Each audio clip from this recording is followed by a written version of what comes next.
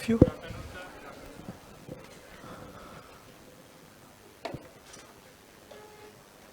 Good afternoon, Shubhi. Okay, so just few things first. Yesterday on some of your groups, I saw there was some confusion on merit goods and public utilities. There should not be a major issue on that. When it comes to public utilities and merit goods, see, first of all, these things can be evolving in nature. Evolving means something can be a merit good today and something can be a public good tomorrow. It can happen in that manner depending on how the economy is improving itself. But to put it in perspective, when we use the term merit goods, as one of your friends was trying to put it correctly, that merit goods are about something which creates a high level of positive externality for the society as a whole. All right, there is merit goods. That if something is a merit good, it means that it has some merit in it for the whole society. That is why when I gave you examples of merit goods, I talked about education, I talked about healthcare. All right, you can think about clean water supply. They can be merit goods. ऐसे चीजें जिनसे लोगों का भला हो. All right, that is a merit good. That is what I'm coming to. Now, renew. Okay, so let us come to it one by one. Now, when it comes to things like energy supplies, when it comes to things like water supply, when it comes to things like even higher education, there is a talk in among many of us that we say that they can be taken as public utilities till the economy doesn't or cannot afford it, and the pricing should be done accordingly. And gradually they can be converted into the category of merit goods as the economy can afford it. All right. So say for example, renewable energy. Now, renewable energy is something that gives us benefit of saving us from fossil fuel, but end of the day, it is something which is a source of energy.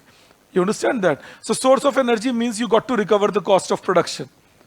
But when it comes to, say, education will give a big fallout when it comes to whole social system, which gets educated and then can perform much better compared to what it did earlier.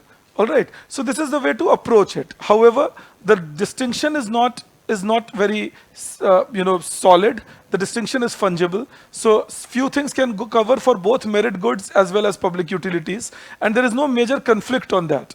The idea is whatever you can afford. So as a government, whether I afford or not, but I can't charge for defense services. And whether I afford or not, I can't charge for public administration, maintenance of law and order, etc. That I have to provide from my resources. That is the whole idea of governance. But as a government, whether I provide education, whether I provide healthcare for free, whether I provide water supply, will depend on the idea of fungible tokenism. But again, when it comes to whether I provide electricity. Now, electricity is something that is taken as not only, it is not a pure merit good per se, because it is a commercial thing that can help me in enhancing my production capacity and so on. So in that case, and then it has a cost of production attached, which is not directly affecting your health and your development as a human and so on directly. So that is the basic idea of distinction. Also remember, when I will teach you public finance, I will clarify it to you. But remember, these are all new talks for human beings.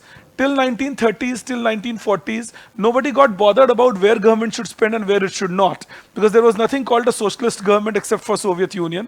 And there was nothing called a welfare state except for a fledgling idea in United States of America. All right. तो जब कोई welfare state की बात नहीं थी, जब कोई socialist state की बात नहीं थी, तो ये normal सा लगता था कि ठीक है, सरकार कहीं भी खर्च करें ना करें कोई फर्क नहीं पड़ता. तो ये जितने डिबेट्स हम लोग कर रहे हैं, इसकी शुरुआत तभी हुई जब सरकार ने खर्चे करने शुरू किए ज्यादा. When government started playing a bigger role in the economy, then these talks started arising as to what should be the role of the government, what should not be the role of the government, and so on and so forth. So just think like that on these things across. So basic idea should be that, again I repeat, that when it comes to public utilities, they will tend to be higher things, like say transportation by public sector, say a road transport service, or say for example electrification by public sector.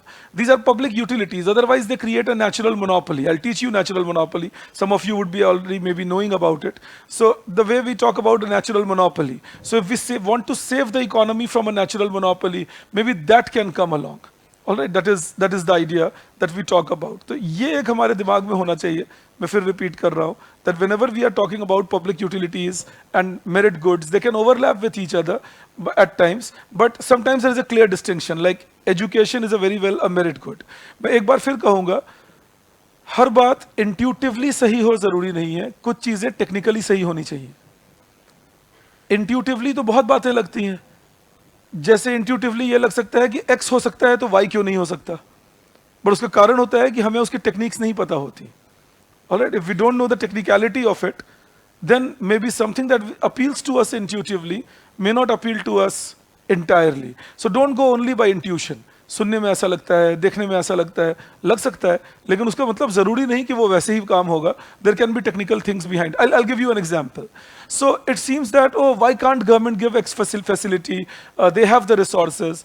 कल ही जैसे एक बात हो रही थी that why government would discourage its own companies, or why government will not focus well on its own companies, because again intuitively it feels one government, one set of companies, it should go like that.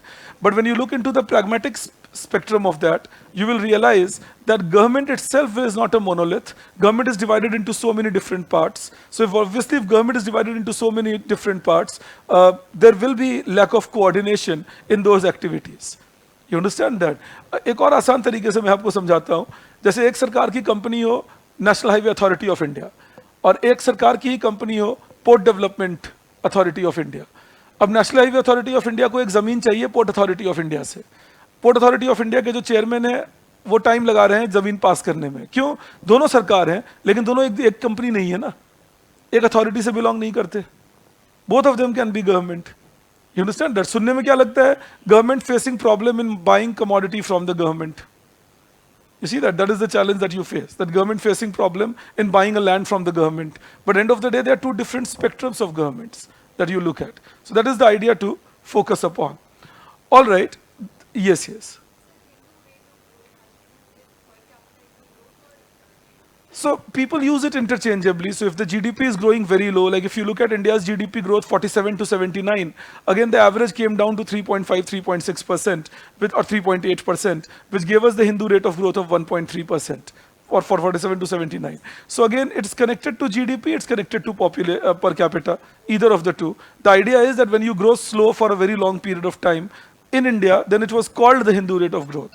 Now, of course, people use it for various purposes. They go ahead, talk on things, and so on. Especially considering the rise in,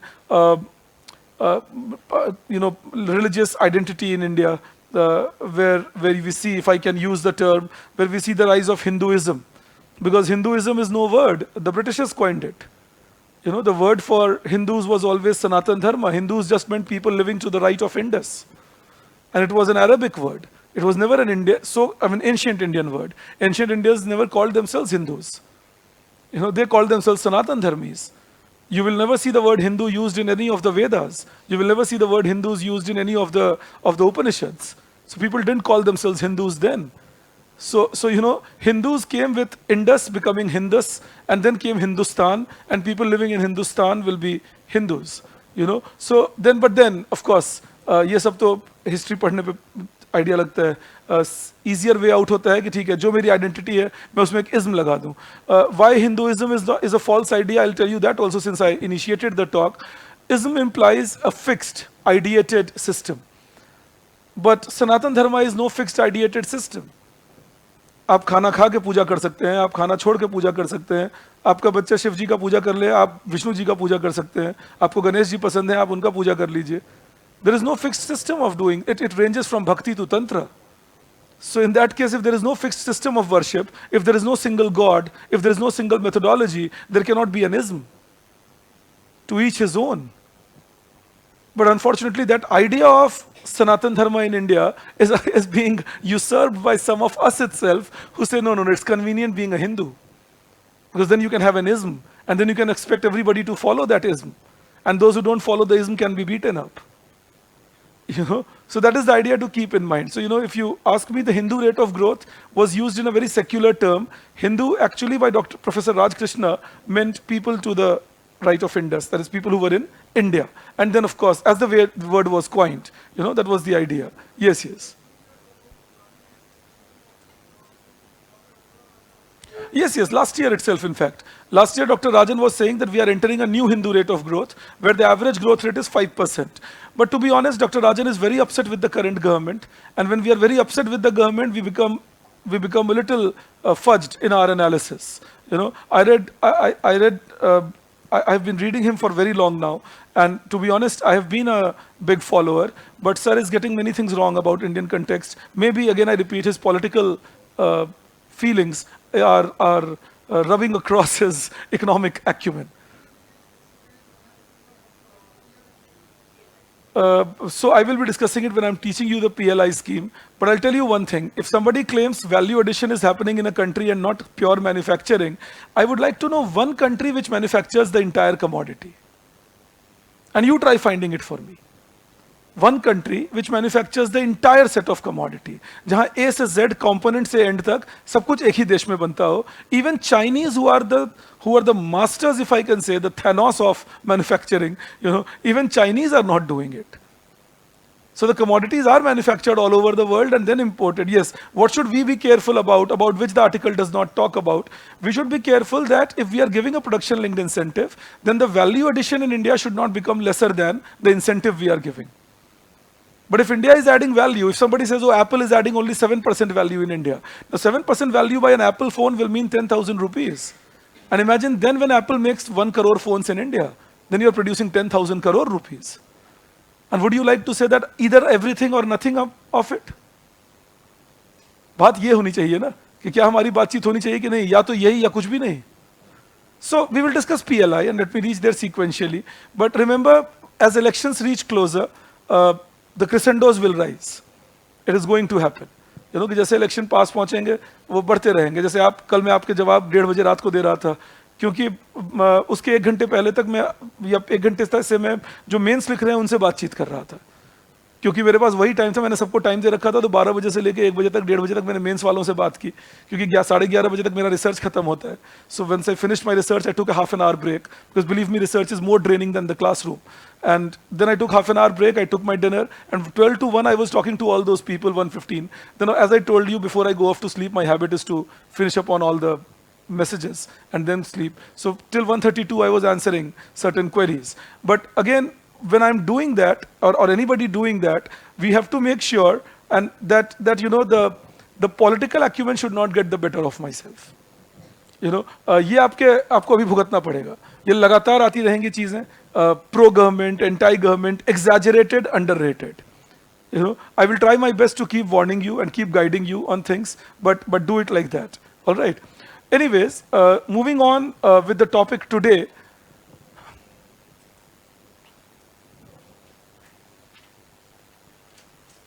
Well, I told you this yesterday, Akanksha, I hope you would recall. Policy of import substitution led to increase in inefficiency due to overprotectionism, because when you do overprotectionism, that means now you are following a policy of import substitution, which means you are not letting imports come into your country.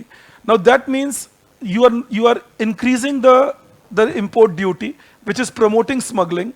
It also means that your raw materials, which you are not manufacturing in your own country, you got to import it from abroad, and then you are not letting that import happen, or you are delaying that import, and together that creates a problem of inefficiency for the industry. मेरे raw material वक्त पे नहीं आ रहे और या आ ही नहीं पा रहे, बिल्कुल भी मना ही कर दी गई, और या import duty इतना high है कि अगर वो आ रहे हैं मेरे देश में तो महंगे हैं बहुत ज़्यादा.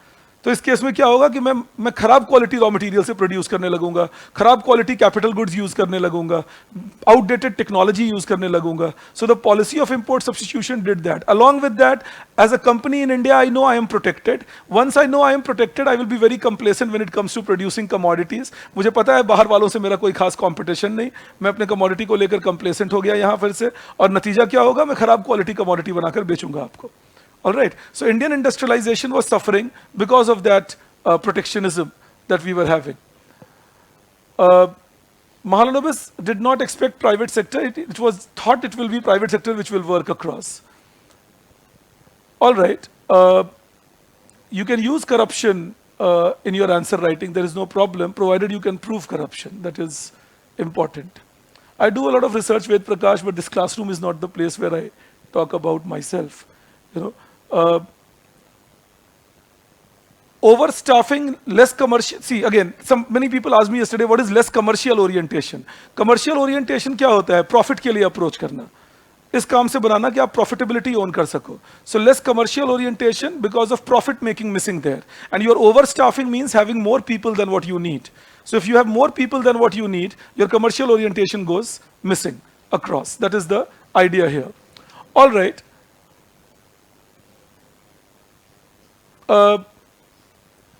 The CAG pointing out on scholarship money diverted. Again, again that is something that all of us need to understand. Suppose there is a project of 1 lakh crore and the CAG points out that 600 crore has been not going in the right direction.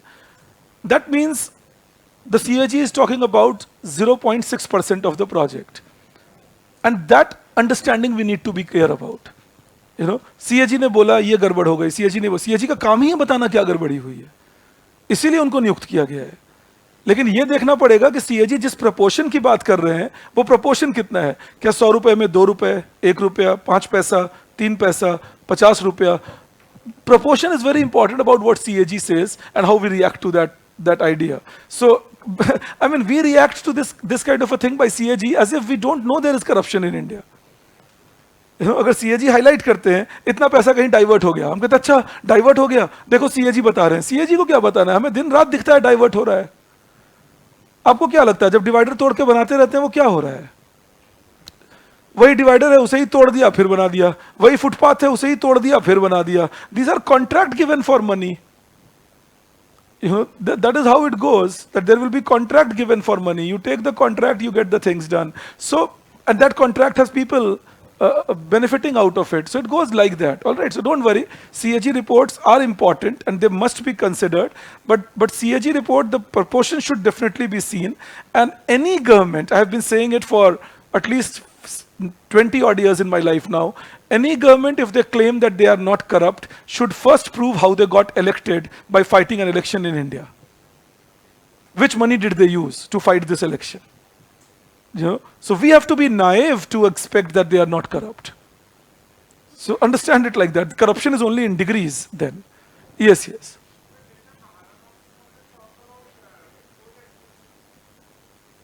No, see, it's a natural development.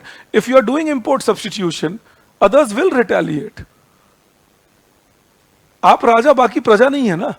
आप कहेंगे मैं आपकी चीजें नहीं खरीदूंगा और बाकी कहेंगे नहीं कोई बात नहीं मैं आपकी फिर भी खरीदूंगा हुजूर माय बाप. ये तो होगा नहीं. You're saying I'll not buy anybody's product. Everybody says we'll not buy yours.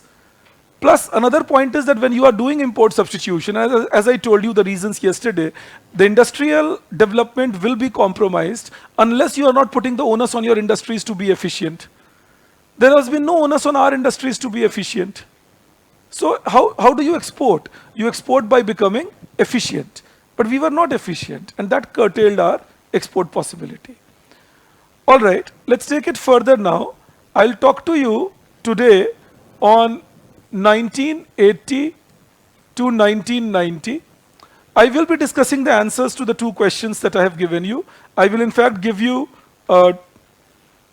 3 more questions by this weekend. So, and then I will keep writing answers to those questions to tell you how you should, or structuring at least those questions to tell you how you should have approached the answer to those questions. You please excuse me for just 30 seconds. I'll be back. शुकांत एक mouse put कर देंगे वहां, मुझे scroll करने में आसानी होती है. All right. Let's see this. So when we talk 1980 to 1990, the idea comes like this. First things first, 1980 to 1985 was the 6th 5-year plan. And 1985 to 1990 was the 7th 5-year plan. There is no model attached to these as they were developed particularly with a very strong governance system. तो जैसे महानवमिस model था या Gadgil model था, इनके साथ ऐसी कोई भी मॉडल अटैच नहीं किया गया था. But 1980 to 85 and 85 to 90, we had the 6th 5-year plan and the 7th 5-year plan. Before I go into that, just one more suggestion I have for you. 2 rather. One, combine what I discuss with you in the class and make, as I told you, a list that will be helpful in letting you know which data set can be used in which manner. Agricultural data I will be sharing with you when I am discussing agriculture as a topic with you, the trend growth in agriculture. Services sector data is very fudgy in India of those days, but I have discussed service sector 51 to 66. I will be discussing service sector 66 to 80 and 85, 80 to 90. I will be discussing that with you. Similarly, saving investment data also I'll give you.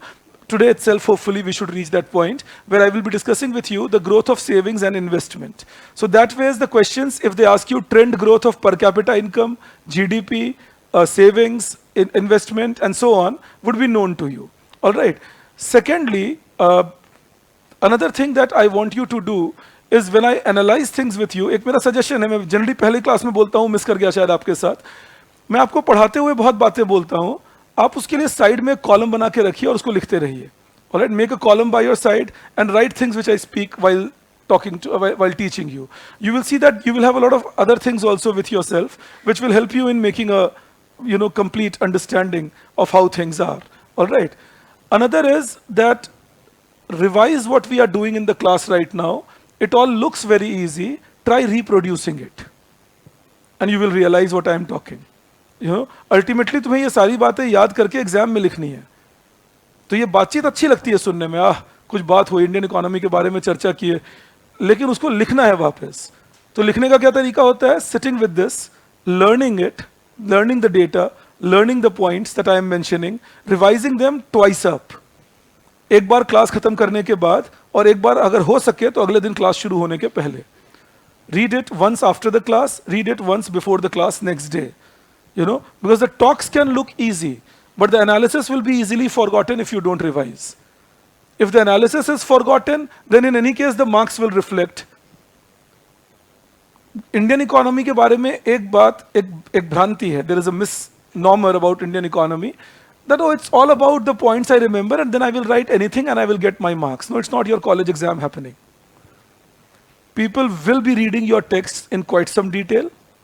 And believe me, I have some experience as an examiner now. I've been correcting copies for some time.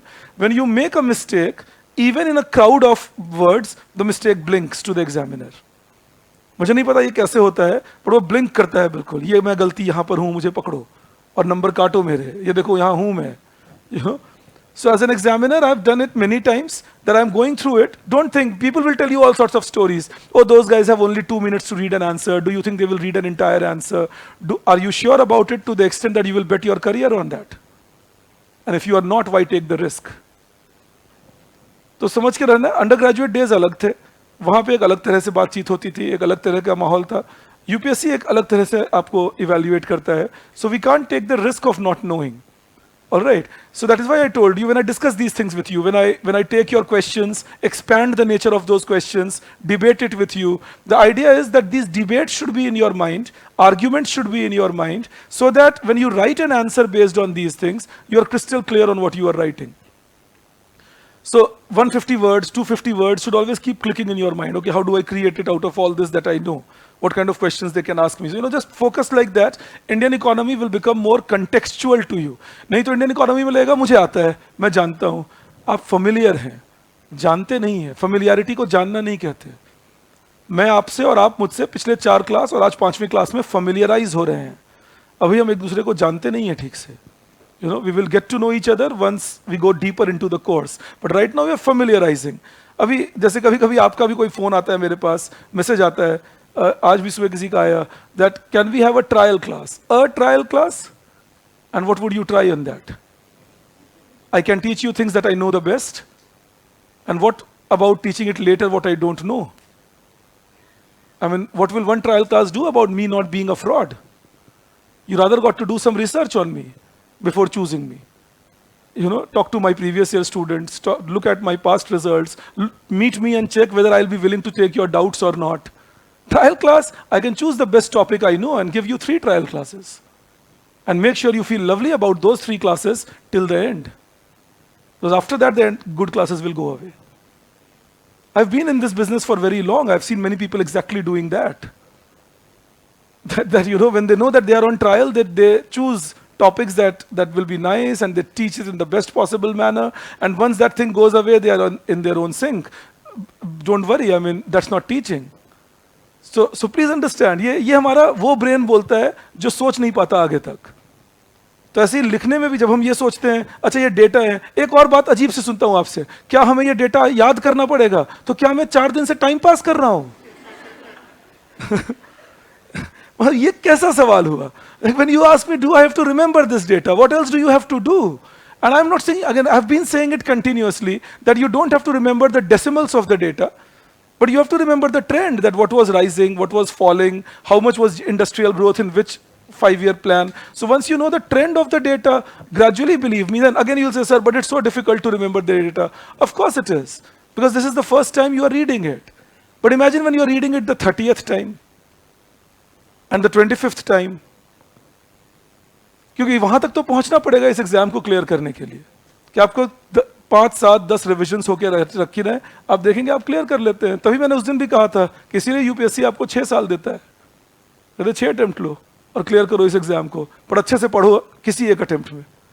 तो अच्छे से पढ़ने का मतलब ही है continuous revision, times again seeing. इसलिए मैंने कहा मैं क्लास खत्म करूं, आप घर जाकर एक बार देख लो, डेटा लेकर कॉन्शियस हो जाओ, एक टेबल बना लो, अगले दिन की क्लास में आने से पहले फिर से एक बार देख लो. 2 बार हो गया. फिर जब मैं क्लास में डिस्कस कर रहा हूं, एक बार वहां देख लिए, 3 बार हो गया. जब इंडियन इकोनॉमी खत्म हुई, एक बार फिर बैठ के देख लिए क्या क्या पढ़ाया विभास ने, देख लेते हैं जरा एक बार. 4 बार हो गया. कोई टेस्ट रख दिया मैंने इंडियन इकोनॉमी का, एक बार फिर देख लिए, 5 बार हो गया. उसके बाद जब टेस्ट सीरीज आई, तो टेस्ट सीरीज में जब 3 बार टेस्ट होंगे, 3 बार देख लिए, 8 बार हो गया.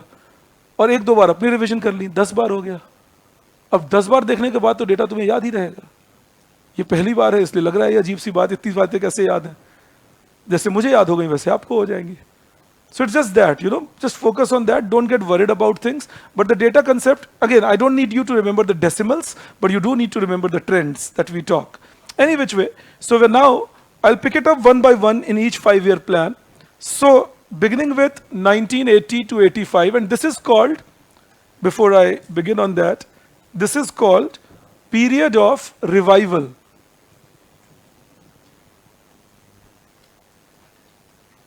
Period of revival. Revival because the GDP growth and all started coming back on track. So if I take 1980 to 85, the 6th 5-year plan, GDP growth was 5.8% per annum. And this 5.8% per annum till then was the highest that independent India had recorded. Industrial growth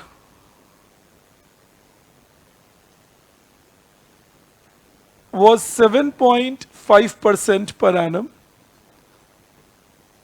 The good news was that not only industry, but capital goods industry had started reviving. It came back to 8% per annum, and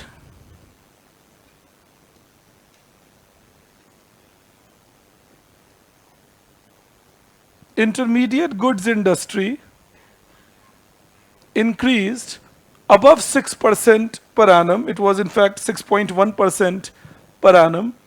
The maximum growth was seen in consumer goods industry. If you ask me, consumer durables were growing very fast. And अच्छा, कल एक सवाल और आप में से किसी एक ग्रुप पे था कि क्या FMCG और कंज्यूमर गुड्स एक ही हैं? नहीं, FMCG कंज्यूमर गुड्स का सबसेट है. Consumer goods can be consumer durables like television, like refrigerator, and fast-moving consumer goods like Coca-Cola, like shampoo, like soap, and so on. So consumer goods is a larger set. Fast-moving consumer good is a part of it. All right, understand it like that. Okay, consumer goods were growing at 10% plus per annum, above 10% per annum. That was the growth rate of consumer goods. So this was during this sector. In fact, this was the time when again service sector also revived. So service sector growth in this time period was 8% to 9% per annum in the 6th 5-year plan. That was the service sector growth.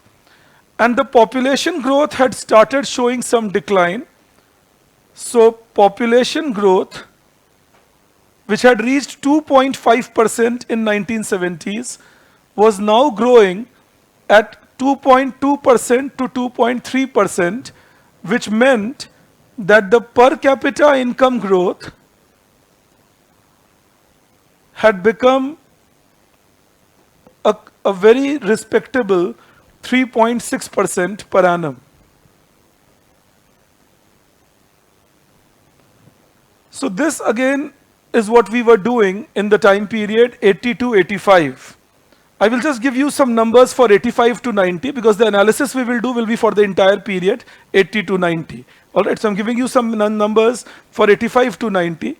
So this was the number 80 to 85, that overall there was GDP growth at 5.8% per annum, industrial growth at 7.5% per annum, capital goods at 8% per annum, intermediate goods at 6.1% per annum, consumer goods above 10%. And again I repeat, within consumer goods, the consumer durables were growing pretty fast. And then of course, service sector, population growth and per capita income. Yes, yes.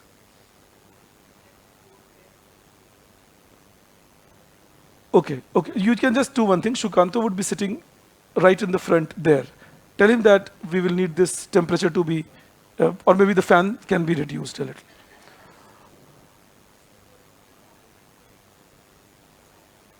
There was now we were not setting any targets. Like planning had changed the mechanism, and we were not setting any targets. We were just going for achieving what we would like to. Sixth plan onwards.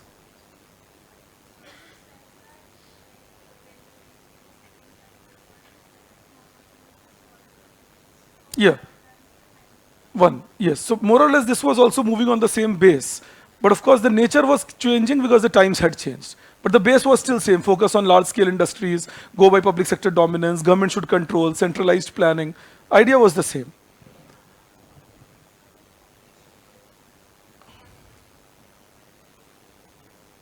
Per capita income will be lesser than GDP growth. It won't decline. That's cool, but your GDP is growing faster. Population is not only a burden, no? Population is a resource in itself.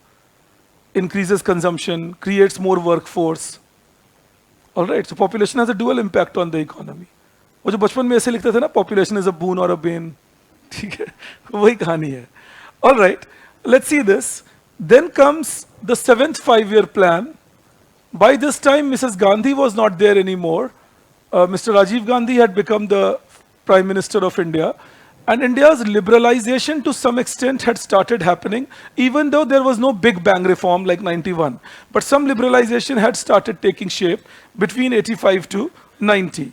So if you look at the 7th 5-year plan, GDP growth was 6.2% per annum, which again was breaking the records and was the fastest that we were recording. And industrial growth was again 8.7% per annum. And within industries, again, the capital goods industries were showing some revival. So capital goods was at 8.9% per annum. Intermediate goods was 6.6% per annum, and consumer goods was showing high growth at 12% per annum. So this was our industrial growth in this time period, and service growth was also at 9% per annum. I will give you a write-up on service sector separately. Again, see the population growth in this time period was around 2.2% per annum. So now per capita income was showing a growth of around 4% per annum, which was actually changing the trajectory in India. It has done that in the last 40 years. No, exemptions sometimes create more incentive to hoodwink the government than actually give honest assessment. That is the idea.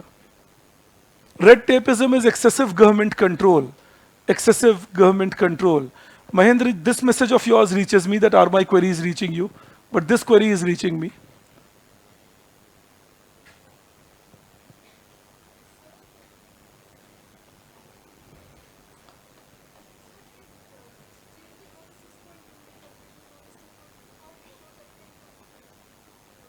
What do you think it should be? You're dividing it? Okay. You recall the first class? We talked about how you have to take a difference when it is in percentage terms. Take a log and take a differential with respect to t. All right, and you get the difference across. In case you don't get it like that, get it like this, that when I'm talking about the growth rate, then I'm not talking about the absolute values, I'm talking about the changes. So whenever it is about GDP divided by population, are you okay with the mathematical part of it? Perfect, then I can again show it to you. Those of you who might have missed it, recall this. This is GDP upon population. Now that's your per capita income. So take a log both sides. It becomes log per capita income, log GDP minus log of population. And now differentiate this with respect to time.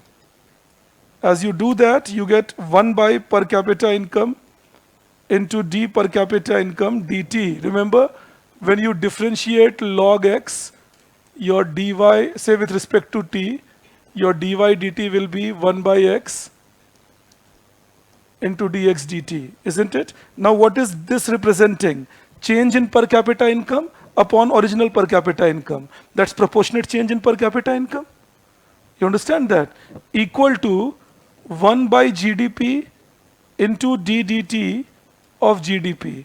Change in GDP upon original GDP. That's it, proportional change in GDP minus 1 by population into ddt of population. So change in population upon original population. So growth rate of GDP minus growth rate of population is growth rate of per capita income. All right, that is the mathematical idea behind it.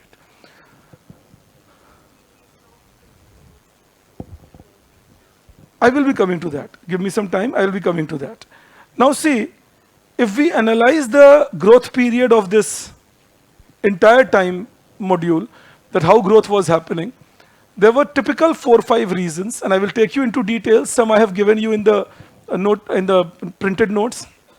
You use that. And some others. There's one more thing. I saw a few things on the group. Didn't want to disturb the class timings for that, but since it comes to my mind. One, I am giving you printed notes and not a booklet. Go by my method, have a faith. There is no difference between a printed module and a booklet. अगर मैं इसी के ऊपर एक cover लगा दूं next IAS का और आपको पकड़ा दूं, ये बुक बन जाता है. लेकिन आपको ये प्रिंटेड नोट्स इसलिए देता हूं क्योंकि अगर आप पिछले साल से भी कंपेयर करेंगे तो भी इसमें बदलाव है.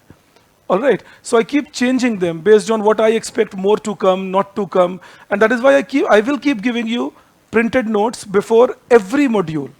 Before every module, like if I start with micro, the day before micro, you will get the entire micro notes. The day before macro, you will get the entire macro notes. So you will have the entire notes with yourself. Like I had to discuss it till agriculture, and whatever otherwise I will discuss, my notes will be sufficient. So whatever I had to give you on India before between 47 and 91 for the first 11, 12 classes, I gave it to you. All right. In case you fear, no, sir, I can't read by the printed material, but I can read it by the printed material if it is written in, if it is given to me in the form of a cover given where next IAS is written on the top. I mean, that's how I see a book. I mean, I don't see any other difference. So I think we can be a little more wiser, focus on the content rather than on the method. All right. आप content पे ध्यान दीजिए. मैं आपका coach हूँ, आपको इसलिए सिखा रहा हूँ. ध्यान हमेशा इस बात पे होना चाहिए कि कंटेंट क्या है, इस बात पे नहीं कि वो कंटेंट कैसे परोसा जा रहा है मुझे. ऑलराइट, तो इसीलिए मैं आपको प्रिंटेड नोट्स ही देता रहूँगा आपके थ्रू आउट द कोर्स. आपका काम बस इतना है कि आप उन प्रिंटेड नोट्स को अपने पास रखें संभाल कर. मुझे उम्मीद है आप सब एडल्ट्स हैं तो संभाल लेंगे. Alright, none of you are kids who will lose it. All right, you will see that you will have the whole gist covered. ये भी नहीं है कि micro के notes आधे अभी दे दिए आधे बाद में दूंगा. I'm not going to do that. The entire micro notes you will get at one go, entire macro notes, and so on. Another was, I saw some among you suggesting about giving videos to the offline people. Believe me, again, if it was feasible, I would have done that. There is no big issue in that. All right, you again go by my methods. अभी मैं आपको बता रहा हूं क्या होगा. आपके अंदर का एक आलस्य आना शुरू हो गया होगा. इंडियन इकोनॉमी का तो डिस्कशन है, मैं किसी से नोट्स ले लूंगा, मैं अपने आप ही पढ़ लूंगा. ऐसा कर लेते हैं, आज की क्लास मिस कर लेते हैं, मैं और जरूरी काम कर लेता हूं. ये ख्याल आने शुरू हो जाएंगे आपको. मैं अभी से आपको बता रहा हूं. So you know, I think these are needless debates. Focus entirely on preparing for this exam. तुम्हारा पूरा 100% फोकस सिर्फ इस एग्जाम के प्रिपरेशन पे होना चाहिए. अगर वो रहेगा तो तुम सोशल मीडिया से अलग हो जाओगे. देखना तुम्हें मतलब ही नहीं होगा कौन क्या लिख रहा है कहां पर. You won't be bothered. Maybe 1 hour in the day you will pick up a WhatsApp or a Telegram, see what has happened there, and other 23 hours you are either finding your sleep, which will be at premium gradually, or you are struggling to cover things every day. तो वो mode में रहो, वो ज़्यादा अच्छा है. तो फिर मैं रिपीट कर दूं, अगर तुम किसी कारण से क्लास नहीं अटेंड कर पाते. हाँ, एक बात और, कल किसी ने कहा मेरा वीडियो अपलोड नहीं हो रहा. 5 बजे क्लास खत्म होगी, 7 बजे कैसे वीडियो मिलेगा तुम्हें? ये ऑनलाइन वालों को कह रहा हूँ. मैंने आपको पहली क्लास में भी कह दिया था, it takes around 8 hours to 12 hours for video to get uploaded. So you will generally get the video next day. Alright, the online people. Offline people, by chance you are unwell, God forbid, or you are out of the station for few days, or you are suffering because of some reason, or maybe because you have a test in the college or semester exams going on. In any case, you will get the accessibility to the online sessions.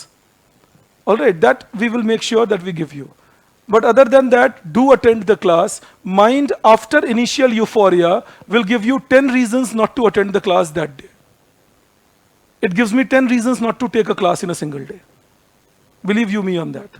हर रोज सुबह उठ के मेरा mind भी कहता है चलो यार आज रेस्ट करते हैं, बहुत थक गए हो, बूढ़े हो गए हो, उम्र हो गई, थोड़ा आराम करते हैं. तो मैं माइंड को बोलना पड़ता है ऐसे कैसे उम्र हो गई बे, अभी जाके काम करूंगा. So you got to challenge your brain every day to keep working, and as your coach I know how to challenge it. You have put your faith across here. Keep it, and believe me, I'm not letting anything happen as far as optional is concerned. We'll make sure we train you the best possible way. That I can assure you from my side. Any which way, coming to this, I'll just take, yes, okay, you can ask me and then maybe. 1980-81.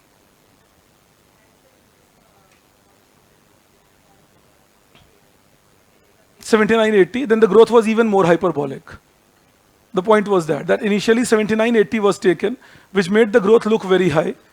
But then we realized, like, when we took '79-80 as the base, then the growth in 80 to 85 looked around 8%. And that is what people questioned, that why are you taking '79-80 as the base? It was a recession year. All right, so then '79-80 was changed as a base, and we made 80-81 as the base, 78-79 before that. But in '83-84, we changed it to 80-81 as the base. All right, and then with 78-79 as the base, the numbers were given. Gradually then, today, these numbers that I'm giving you are with 80-81 as the base. All right, that was the growth for both the plans. All right, now see, why did this happen? So formatively speaking, 4 reasons. The government went for business-friendly policies. That was reason 1. Reason 2, there was green revolution spreading, white revolution spreading, which was increasing agricultural capacity to purchase goods, especially industrial goods. Reason 3, there was labor productivity rising. And reason 4, government expenditure was tremendous. But we will evaluate all these reasons one by one and try understanding what happened in this time period, over the horizon. In your book, if you will see, the connected reads you will get on page 12, Industrial Reforms in India. I will explain that also to you. Page 12. But before I take you into page 12, I'm giving you a write-up so that you are first clear on what happened, and I'll give you the write-up taking some economist's name. In the exam also, when you are writing an answer, put the name of the economists and then write the answer. All right. So you write in that the revival of GDP,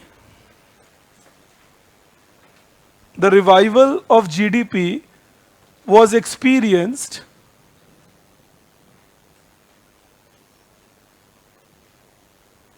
revival of GDP was experienced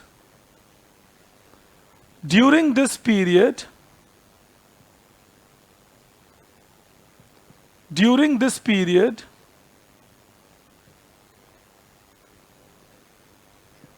due to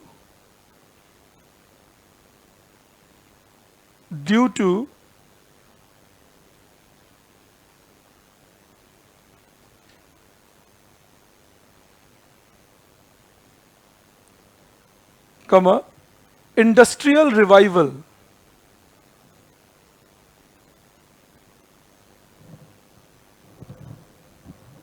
and then industrial revival.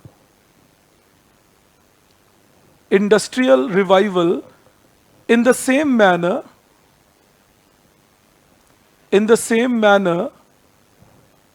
as it was observed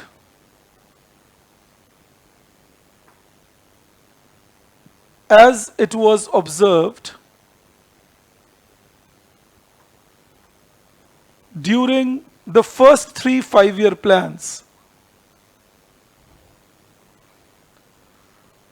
During the first 3 5-year plans. Okay, there is one question online that one of your friend puts up, that there are slight differences between your data last batch and this batch, like this is 6.6%, while last batch you wrote 7%. I would have rounded it up last batch. I'm not rounding it up for you. That's the only difference. All right, always apply yourself a little bit when you are with me. I would expect that. All right, that ये 6.6% है, इसे अगर whole number बना दूं ये 7% हो जाएगा. अब ये 8.9% है, whole number बना दूं 9% बन जाएगा. आप भी बना सकते हो, मैं मना नहीं कर रहा. All right, you can also do that. But these numbers are not different. It just depends on the degree of detailing that I would choose I go into. All right, so don't think that, oh, sir was giving some other numbers last time, some other numbers this time. And one more thing, online one of you asked me, if you can come and collect your notes, you're always welcome. Come over and collect your hard copy. It's at the institute. All right. Then why did this happen? So you write first reasons now. This write-up is for 80 to 90. 80 to 90 entirely. So you write reasons for revival.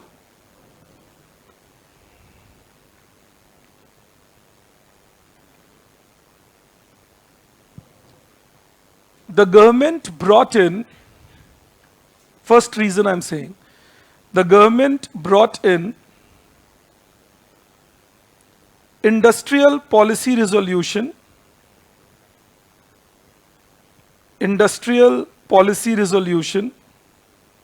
1980, which reformed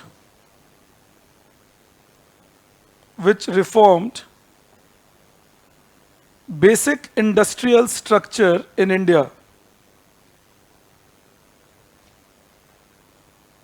Basic industrial structure in India.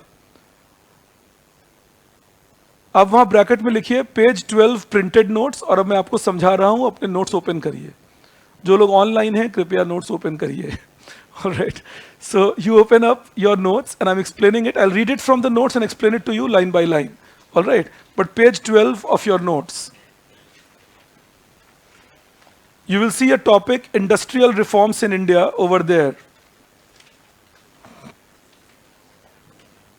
Page 12, industrial reforms in India. I hope all of you have accessibility to it. Accessibility, you may not have brought it today, but I can expect that you have accessibility. आपके साथ में किसी के पास है तो share कर लीजिए एक दूसरे से. मुझे विश्वास है आप लोग ये नहीं करेंगे कि मैं तो नहीं दिखाऊंगा, ये मेरा नोट्स है. So keep your accessibility, क्योंकि मैं यहीं से रीड कर रहा हूँ. I'm reading from the notes and I'm explaining from the notes. So if you see that The reforms were initiated in 1980 because Mrs. Gandhi was a wiser person now. She had understood that some of her reasons for her loss was the poor industrial policy. Also remember, the opposition was decimated. People had lost complete hope in them because they had given very bad governance for 2 years. So now all the objections which were raised on whatever Mrs. Gandhi did earlier, those objections were not even listened to. All right. So Mrs. Gandhi had more freedom to make her policies. That I can come and make my policies even if people object, the others don't mind it. Don't forget that Mrs. Gandhi had won 352 seats, 21 seats more than what she had won in 1971 elections. You know, कि जो Bangladesh war को जीतने के बाद election हुआ था, उससे भी ज्यादा सीट्स मिली थी 1980 के इलेक्शन में कांग्रेस पार्टी को. So she was much more in place. She knew that I have 70% odd support of the parliament. So she went ahead making some reforms. What were these reforms? Now, again, see, you come to this part, IPR 1980 and rules made thereafter brought following changes in India's structural regime, industrial regime. I hope you can read it with me. Just the paragraph below that, all right? अब मैं एक-एक करके पढ़ रहा हूँ और आपको explain कर रहा हूँ. The first point we did was raising the limits of capital investment to get exemption from licensing. सुनना ध्यान से. In those days, we had a rule that if you invest beyond a limit in certain sectors, not every sector, but if you invest beyond a limit in certain sector, then you will have to take license from the government. आपको allowed नहीं था कि आप एक limit से ज़्यादा invest कर सकें particular sectors में. So government had not given the permission that you can invest more than a limited amount in a particular sector. Now the government said we are raising that limit. For example, the MRTP Act was saying that a firm, if it wants to invest more than 20 crore rupees in any particular industry, will have to take permission from the government. Government now made it 100 crore rupees. All right, that was the idea. That 20 crore was increased to 100 crore, giving more flexibility for investment. I hope I'm reaching you on this. All right. The second thing says, this was the continuation, relaxation in rules on MRTP, that is raising the limit for investment from 20 crore to 100 crore. And for product, and yeah, please make a correction. It should be product monopoly. Please make a correction there. And for product monopoly, वहाँ एक missing link है, मैं dictate कर रहा हूँ, आप लिखिए. And for product monopoly, it was raised. For product monopoly, it was raised from 3 crore to 15 crores. For product monopoly, it was raised from 3 crore to 15 crore, 15. For product monopoly, it was raised from 3 crore to 15 crore, 15 crore. All right. Then if you read further, I'll teach you MRTP. You wait, we'll go into that. MRTP was an act which identified two types of monopolies. One was national monopoly, those who invested above 20 crore, later on 100 crore. Another which were called product monopoly, those who invested up to 3 crore, later on 15 crore.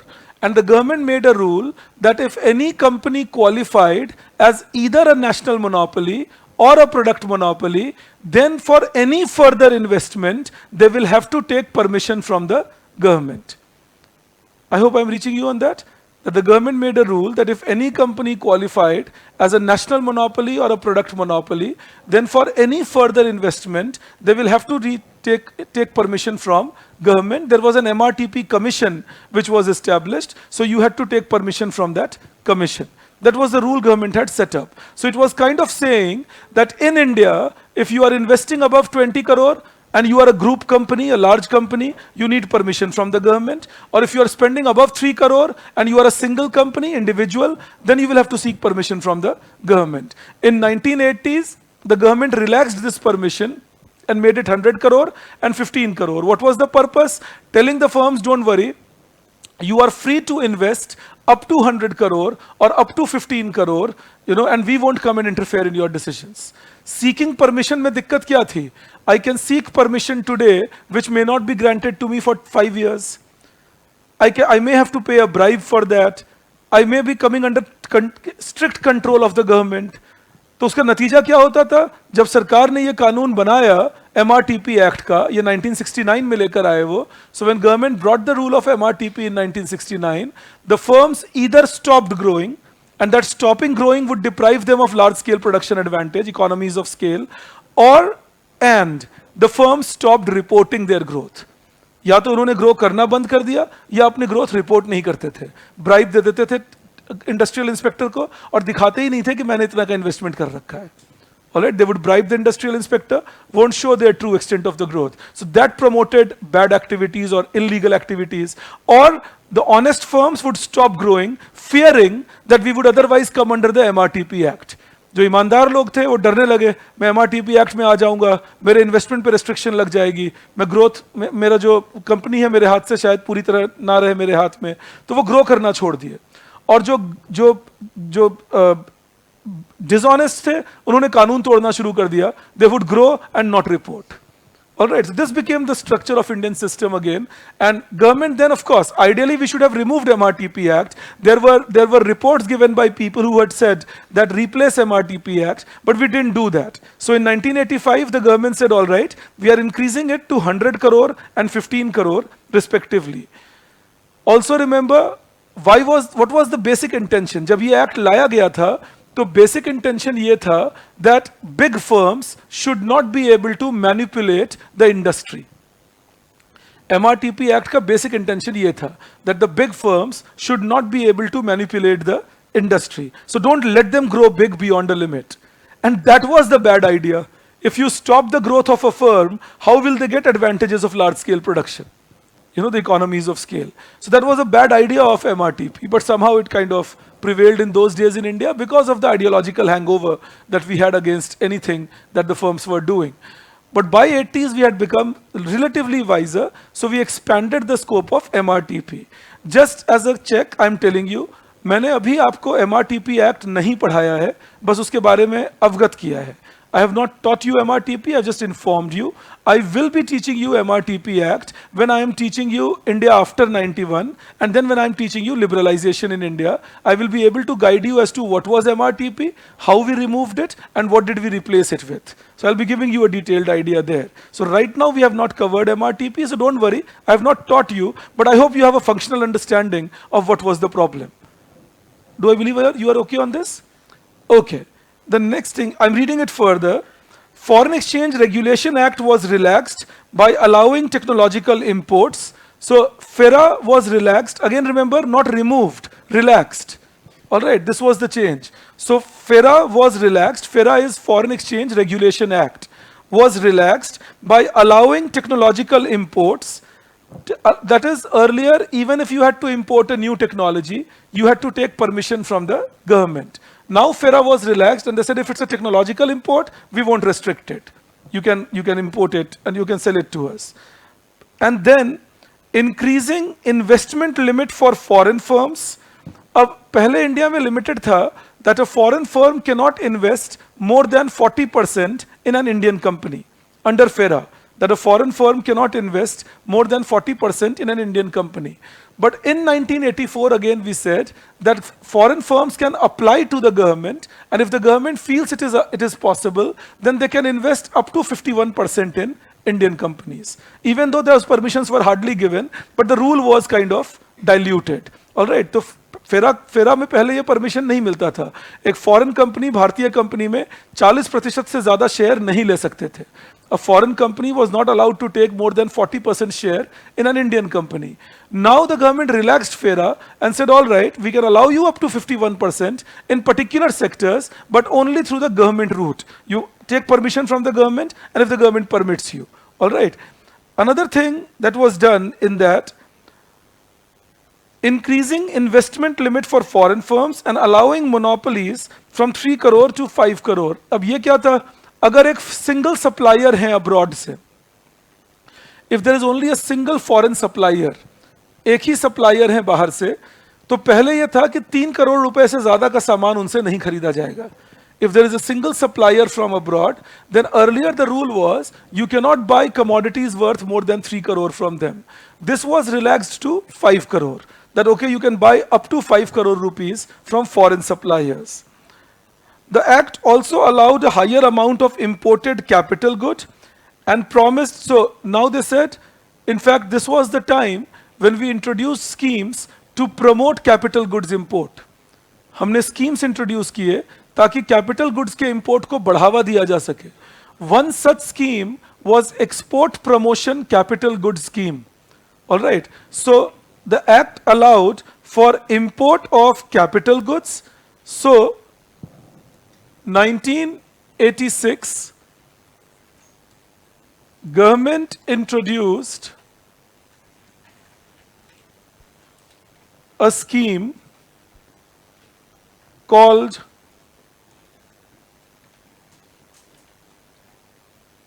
Export Promotion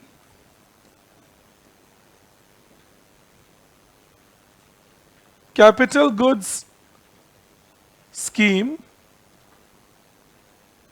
under which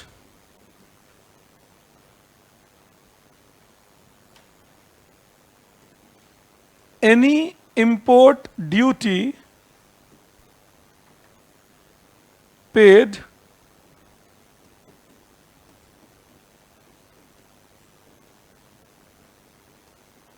on capital goods, any import duty paid on capital goods was fully rebatable. Rebatable means will be paid back. Was fully rebatable if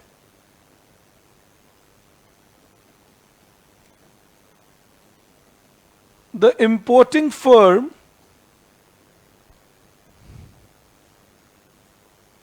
could prove, and how will they prove?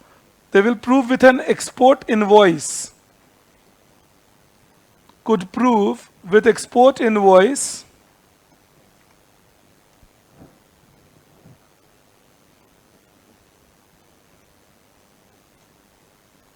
that the capital good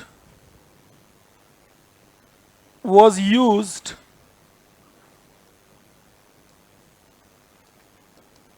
for producing exports. Capital goods was used for producing exportables. मैं आपको ये समझा देता हूं, but this was the export promotion capital goods scheme. Product monopolies were single firms and they were limited up to 3 crore investment, and national monopolies were group firms up to 15 crore investment. IPR is industrial policy resolution. Spillover effect was responsible, Sushant, to some extent. I will be telling you, Parmeet, why consumer goods were increased, had an increase in demand. If you invest up to 3 crore, then you are counting yourself, Divyanshi, in the product monopoly, and more than 20 crore national monopoly. Invoice is a receipt, Bhumika. जब आप किसी चीज के receipt देते हो, रसीद कहते हैं हिंदी में जिसे, वो इनवॉइस होता है जिसमें सारे डिटेल होते हैं कि आपने क्या बेचा, कितने का बेचा, वो इनवॉइस है. So remember the rule was like this. The rule was that I import a capital good, machine. I can believe everybody understands what a capital good is. So I import a capital good, I pay an import duty on that capital good. All right, I import a capital good, I pay an import duty on that capital good. And as I pay that import duty, the government will keep it in its record. Now, if I am using that machine or that capital good to produce exportables, within 2 years of my import, I have to show the government that, look, I used this machine for import. Once I show the government that, the government will rebate all the duty that I had paid to them. 2 साल के अंदर मुझे सरकार को यह दिखाना था कि जो कैपिटल गुड, जो मशीन मैंने इंपोर्ट किया, उसको यूज करके मैंने वो कमोडिटीज बनाई जिसे मैंने भारत से एक्सपोर्ट किया। फिर अगर मैं ये दिखा दूंगा तो सरकार कहते थे कि जो भी इंपोर्ट ड्यूटी आपने पे की वो आपको वापस कर दी जाएगी। What was the benefit now? It meant effectively, if I was importing a capital good for the purpose of exports, then I was paying zero import duty on those capital goods. So that was the EPCG scheme. So FERA was liberalized to make it easier to import capital goods into India. Do I believe you understand the point there? All right, yes, yes. Minimum value as in? No, no, no. It was, see, end of the day, if you are exporting, you won't be exporting 100 rupees, 200 rupees, 500 rupees, no? You will be exporting a substantial amount. All right? Yes, yes.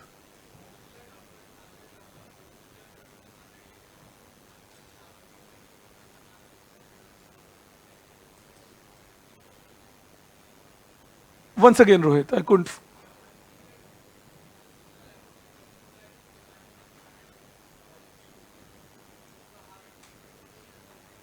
Okay, okay, I get your point now. Okay, so the question I'm answering is that if I'm producing say 100 units, do I have to export a certain proportion out of it or all of it and so on? So the idea was that your export, maybe तुम्हारे answer का भी उससे बेहतर जवाब मिल जाएगा तुम्हें. The idea was that your export invoice should show a higher inflow of foreign exchange compared to your import duty. All right, that was the idea, that whatever import duty you have paid, if you have earned higher from exports out of that, your entire import duty will be rebated. It was a complex structure, you know, then if it was proportional, they would rebate proportional import duty and so on. All right. Now see, so this was another thing. Okay, God bless you. That's an interesting way in which you cough. You remind me of a student of mine, actually. That's why you might have seen a surprise in my eyes.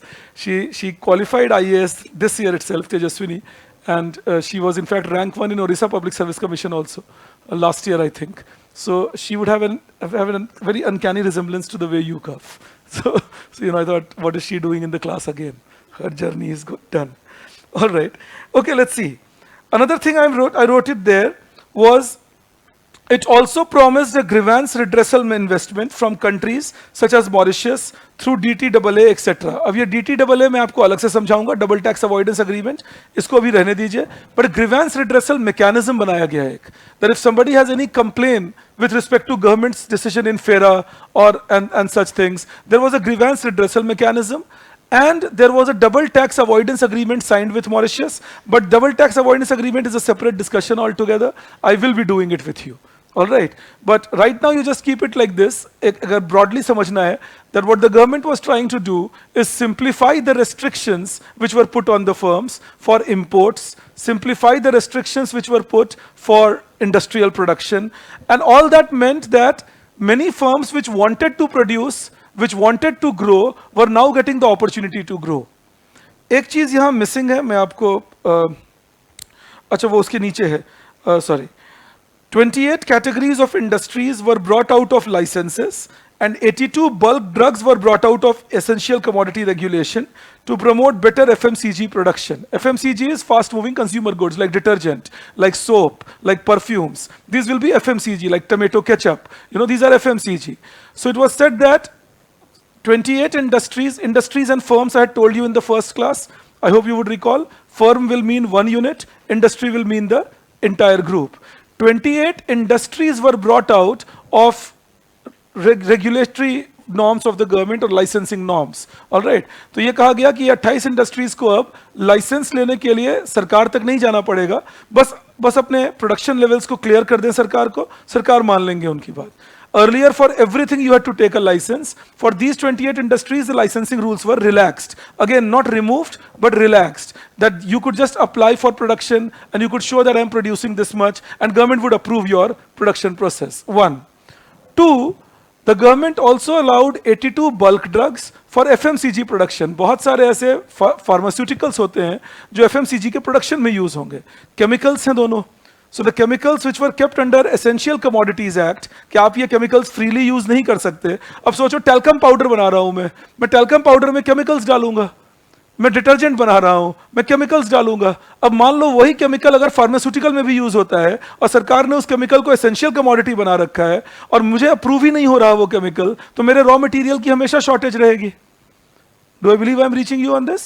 So this is what used to happen, that if I'm making a talcum powder, I'm making a detergent, I'm making a soap, I'll need chemicals. Now the same chemicals might be used in some medicines, and if the government has put those chemicals under essential commodities, then it is possible I may not get my raw materials on time. What to do then? The government said, okay, we are freeing up 82 bulk drugs. You can use them for FMCG production, and we will not put any restrictions on their purchase. नहीं तो इनके खरीदारी पे restriction था। आपको आश्चर्य होगा कि एक आदमी को एक टाइम पे अगर 10 सैक से ज्यादा सीमेंट चाहिए तो सरकार की परमिशन लेनी पड़ती थी, 10 बोरी सीमेंट से ज्यादा। If one person needed more than 10 sack of cement at one go, you needed to take government permission for that. So that kind of rules we had created. Now these rules were being liberalized. All right? Yes, yes.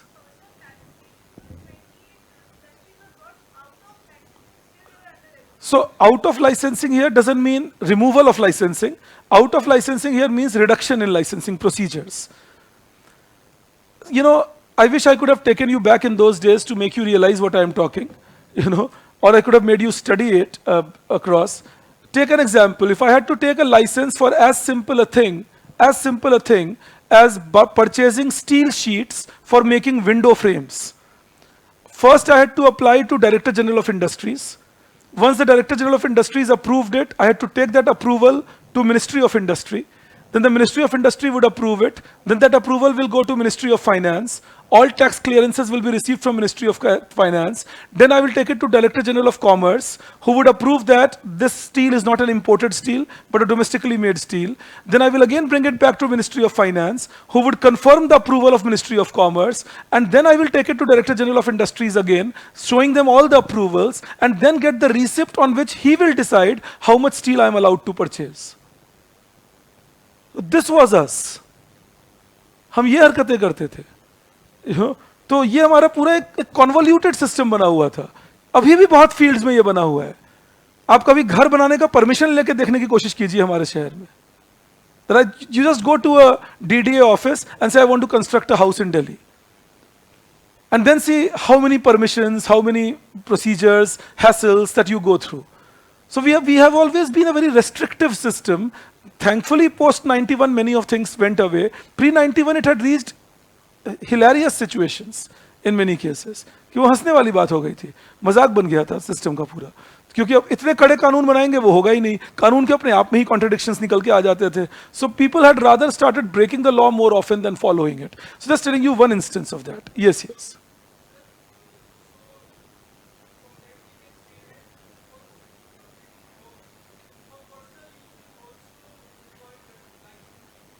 Yeah, it does. Not a license exactly, but 19 permissions in Delhi.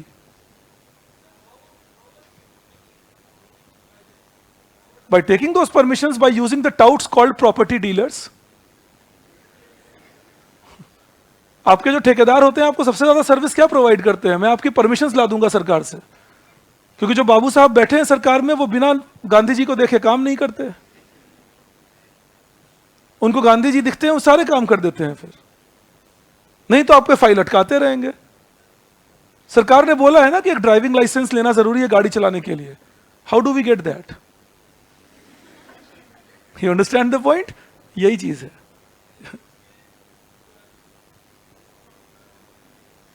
you have money, either you have money or you are well connected to somebody in the road transport office. Skill will come into the picture when they open up the computer on which you have to simulate the driving. They don't even open it up. वो computer चल भी नहीं रहा होता जिस पे driving की simulation करनी है सो कॉल्ड तुम्हें. और इसको हटाने का बड़ा आसान तरीका है कि आप लोगों के घर तक पोर्टल पहुंचा दो और लोग अपने घर से लॉग इन करें, ड्राइव करें, और एक आर्टिफिशियली इंटेलिजेंट मशीन उनको जज कर ले कि वो ड्राइव करने लायक है या नहीं. और इसके लिए हमें कोई बहुत करोड़ों खर्च नहीं करने हैं, बट बहुत लोगों की जेब में जो करोड़ों जा रहे हैं वो रुक जाएंगे. और ये तो मैं दिल्ली की बात कर रहा हूं. तुम इंटीरियर्स में चले जाओ, कभी कभी तो जान पहचान में एक बॉटल कोका कोला पे बात बन जाती है. If I go to the district of my village, that is the way it goes many times. अरे जान पहचान के इनका बना दो जरा। अपॉलॉजी करके कहते हैं नहीं सर अब कानून बदल गया, एक बार तो आना पड़ेगा आपको। बड़े अपॉलोजेटिक होते हैं आपको बुलाते हुए कि आना पड़ जाएगा, क्या बताएं। तो ये हमारा सिस्टम है कि आपने बड़ा सख्त कानून बनाया।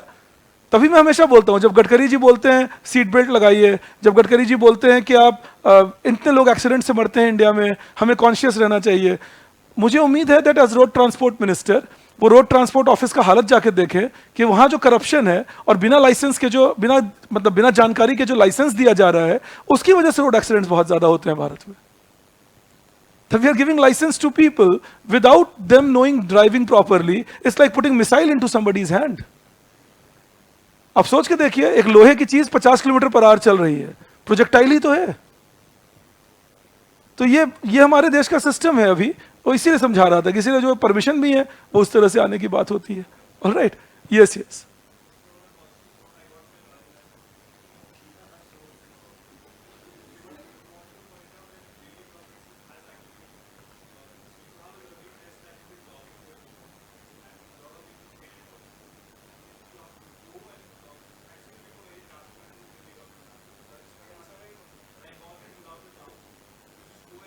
Right.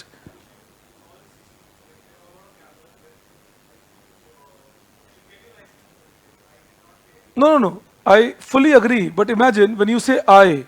अभी आज एक आपका अनऑफिशियल व्हाट्सएप पे ग्रुप है, मैं भी उसमें हूँ, उसमें कोई लिख रहे थे कि बिहार में इतनी ग्रोथ कैसे हुई, मैंने नहीं देखा। Understand that, you know.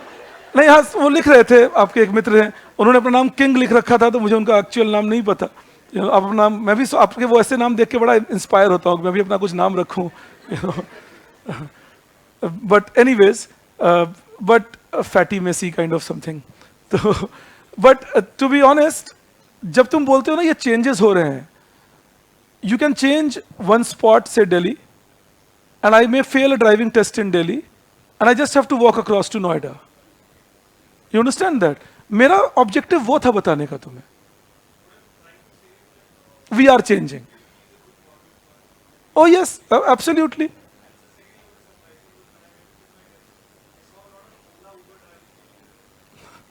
Yes, surprising and worrisome also, no? We might be sitting behind one of them. Anyways, so yes, correct. I don't disagree with you at all. That models have changed in Delhi comparatively. But again, I repeat that unless we keep these islands, and even in Delhi, to be honest, still there is a lot of scope that goes on. Thankfully, you were not subjected to that. You know, the touts are still moving around, they're still doing their tricks. But of course, expecting that infrastructure will improve and honest people will at least have a method that they don't have to pay money. Again, I repeat, the islands have to be removed. That was my point. But मेरा purpose कुछ और था आपको बताने का. मैं एक second लूंगा. मेरा purpose ये है बस इस discussion को करने का, that when you relax a rule and not remove a bad rule, it is still not removing the entire problem. The point was that unless you don't remove the issue, you can't remove the problem. So relaxing licensing, relaxing FERA, relaxing MRTP doesn't do the trick. Removing them and replacing them by a better law does the trick. You know, that is the idea. And we will do that as I teach you liberalization. Yes, yes.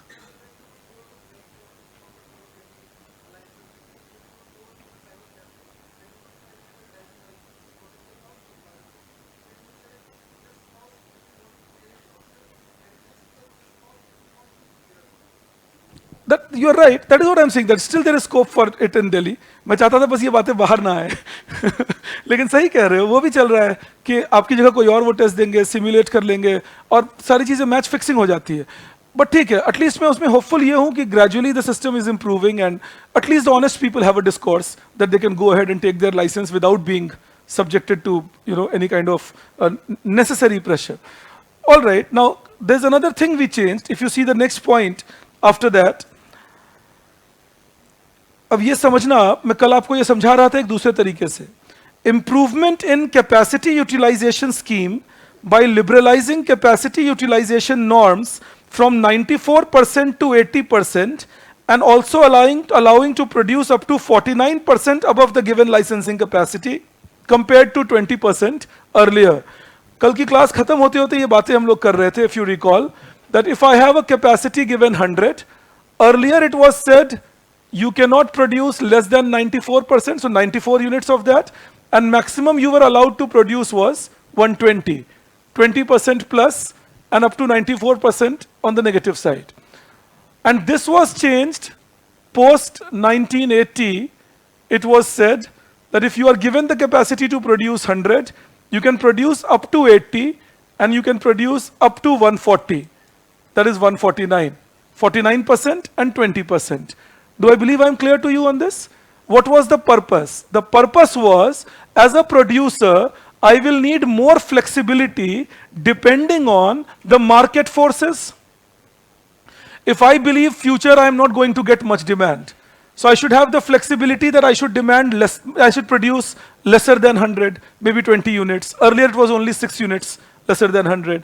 And if I am expecting more demand in future, I should have the flexibility to produce more and keep it with myself. You understand that? So that flexibility was given.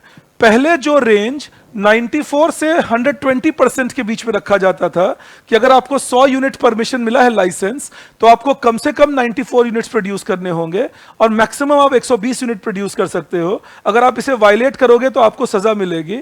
उसे change किया गया और उसे 80 to 150 का range बनाया गया. I hope I am reaching you on this. So the increase in this range meant more flexibility for the producer. The increase in the range meant more flexibility for the producer. All right, that was the idea here. Because sometimes you may be willing to produce less of a particular type in order to enhance your capacity in another type of production. You understand that? So, see, understand it like this. If suppose I am producing hatchback as well as luxury sedans, all right, मैं छोटी गाड़ी भी बना रहा हूँ, बड़ी गाड़ी बना रहा हूँ, और मुझे एक कंबाइंड लाइसेंस बना हुआ है कि आप टोटल इतनी गाड़ियां बना सकते हैं. उस कंबाइंड लाइसेंस में फिर बताया जाता था कि किस तरह की गाड़ी कितनी बना सकते हैं. तो कंबाइंड लाइसेंस ब्रीच ना हो, लेकिन मैं मेजर टाइप एक पर्टिकुलर टाइप की गाड़ी का बना सकूं, उसके लिए दूसरे वाले को कम प्रोड्यूस करना जरूरी होगा ना. That kind of a thing. Alright, okay. Then another thing that I have given you there, next point, providing minimum economies of scale of operation by increasing the production limits in existing industries by relaxation of installed capacity rule. Put a bracket there and write, it increased capacity enhancement. It increased capacity enhancement from 10% permitted to 50%. It increased capacity enhancement. It increased capacity enhancement from 10% permitted to 50%. I will tell you what I mean by that.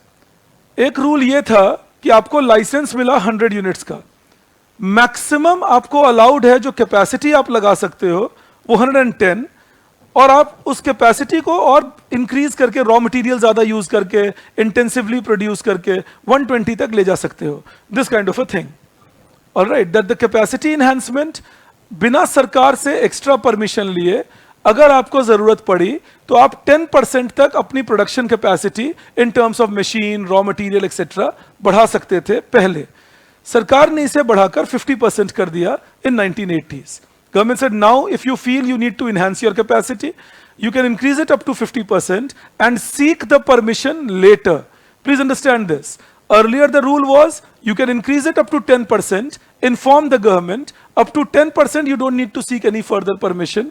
Now they said you can increase it up to 50% and then inform the government and seek the permission. So that meant again more flexibility in capacity enhancement. It's like I'm teaching you in this room. You are say 300 odd people in this room. And now I need a room with 200 people more or 100 people more. Government was earlier telling me that you cannot enhance the capacity by more than 10%. You understand that? तो बहुत से बहुत अगर मुझे chair भी लगाने हैं इस रूम में, रूम का साइज बढ़ाना है, 10% से ज्यादा नहीं अलाउड है. अब सरकार कहते हैं 50% we are allowing you and you can enhance your capacity. अब देखो इसमें हो क्या रहा था. एक बहुत इंटरेस्टिंग बात थी. Many people before 80s had already enhanced their capacity, were already producing, breaching the rule that government had given. It was kind of black becoming white, इसीलिए इंडस्ट्रियल प्रोडक्शन इतनी जल्दी बढ़ा। You understand that? Overnight capacity नहीं बढ़ी, capacity पहले से ही थी, वो ओवरनाइट ब्लैक से वाइट हो गई। कि पहले में अच्छा, अगर आपको लगता है सर ये कैसी बात हुई, ऐसे कैसे होता था, you can come from any city in India, in most of the cities you will see you have a floor area ratio and a vertical extent permitted. 2 floor permitted है, 1 फ्लोर परमिटेड है, 3 floor permitted है। बहुत सारे शहरों में आप देखोगे, दिल्ली में तो बहुत कॉमनली जितने फ्लोर परमिटेड होते हैं एक एक्स्ट्रा फ्लोर बना दिया जाता है, फिर सरकार उसे परमिट कर देते हैं तो वो लीगल बन गया, उसके पहले तक इलीगल था। तो ओवरनाइट फ्लोर ऐड हुए ना दिल्ली में, फिर कंस्ट्रक्शन होने में 1 मिनट नहीं लगा। You understand that? क्योंकि वो पहले से था, लोगों ने जाके लीगलाइज कर लिया। यही इंडस्ट्री में हो रहा था, that things were already there, the firm the capacity was there, the machines were there. Now the government allowed more capacity, they now showed it on paper, we have this more capacity. In fact, some people started then expanding their capacity further, assuming इतना तो government ने allow कर दिया और हम तो bribe देते ही industrial inspector को, तो चलो थोड़ा हम बना लेते हैं। और so that also started happening in India in those days. All right? Yes, yes.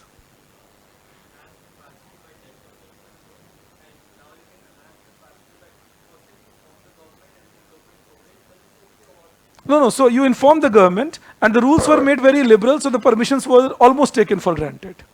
All right.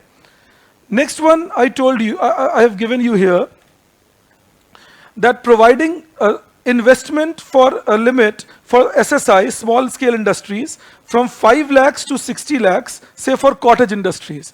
This was that, पहले allowed था कि अगर आपको cottage industry के benefit लेने हैं, if you want to be qualified as a cottage industry, then not more than 5 lakh investment. Investment amount should not be more than 5 lakh rupees. Now the government kept expanding it and made it 60 lakh rupees by 1990. So earlier the industries which were not under small scale also started getting benefit of small scale. इसने क्या किया? इसने encourage किया बहुत firms को अपने investments बढ़ाने को. It started encouraging many firms to increase investment. नहीं तो पहले क्या होता था? Suppose I am a small scale firm with 5 lakh rupees investment and I am counted as a cottage industry and I am getting benefit out of that. अगर मैं अपने investment को बढ़ाऊंगा तो मैं कॉटेज इंडस्ट्री में काउंट नहीं किया जाऊंगा और मुझे बेनिफिट्स मिलनी बंद हो जाएंगी. If I increase my investment beyond 5 lakhs, I will not be counted under cottage industry and I will stop getting my benefit. Now the government said you do it till 60 lakhs and we won't be stopping your benefits. What will that mean? People will start investing more, buying more machines, setting up new factories, enhancing their capacities and all. तो सब कुछ मिलाकर कोशिश ये थी, the try was, or the effort was, enhance production capacity of India. Because we were realizing that a big challenge we were facing in India was that demand was picking up with green revolution, with white revolution, with some more industrialization, but supply capacity of India was down, which was putting inflationary pressures on the country. You'll be okay on that?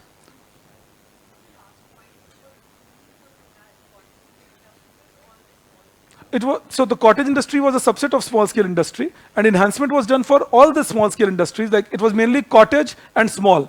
These were the two categorizations. Like today we have micro, small, medium. In those days there used to be cottage and small. All right. So the enhancement was for all both of them. All right. Now these were the industrial reforms. अब एक बात और ध्यान रखना, कभी-कभी तुम्हें एक question पूछ लेंगे, compare the changes brought about in 1918 industrial policy resolution compared to 1956 industrial policy resolution. All right. So changes were expansion of licensing amount, changes were relaxation in MRTP, changes were allowing for private participation, allowing foreign firms to participate in India. These were the changes that you have written. All right. तो कभी-कभी ये भी पूछ लेंगे कि 1956 की industrial policy के comparison में 80 में क्या बदलाव था? What was the difference between Industrial Policy Resolution 56 and Industrial Policy Resolution 80? So if you can compare that 56 with 80, you would see like in 56, we were believing that consumer goods industries will be developed by only private sector. By 80, there was no such restriction. In 56, we believed small scale industries would produce consumer goods. By 80, we were even making them produce ancillary units. So that kind of difference you have to highlight. Again, remember, these are questions of 150 words. 70-80 words के differences आप highlight कर देंगे इन points को ही use करके 100 words के, and again 25 words introduction and conclusion. That will make your answer actually. All right, then you write the second point in that. अब मैं आपको आगे लिखवा रहा हूं, आप वो लिख लें. Now the second point.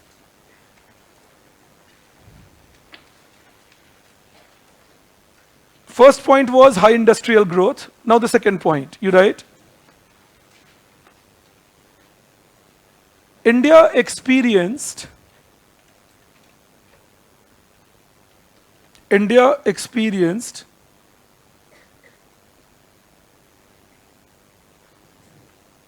increase in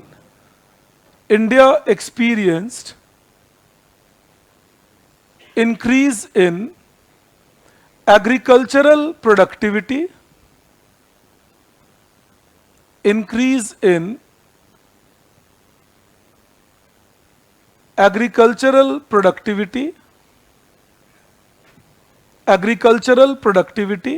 which led to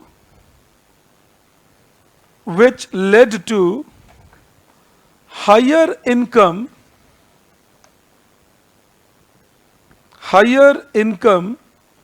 among farmers,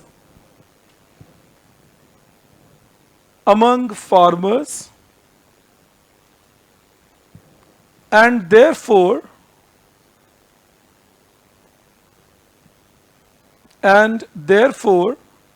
higher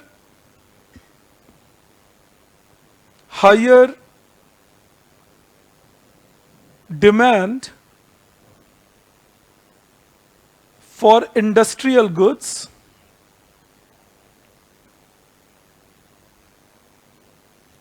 as cited by CITED wala cited, as cited by Professor G.S. Bhalla. Professor G.S. Bhalla. The increase in purchasing capacity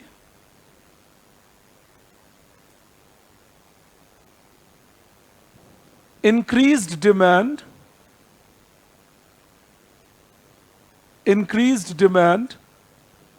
for intermediate goods. The increase in purchasing capacity, I'm repeating it only. The increase in purchasing capacity increased demand. The increase in purchasing capacity increased demand for intermediate goods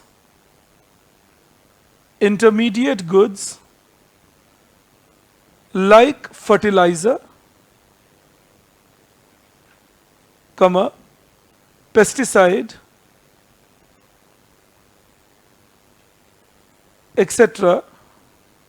Fertilizer, pesticide, etc. and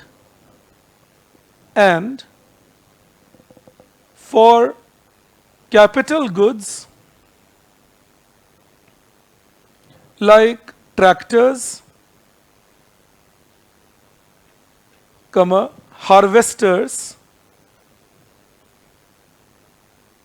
etc., along with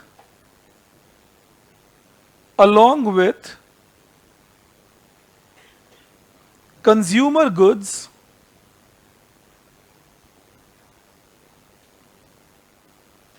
like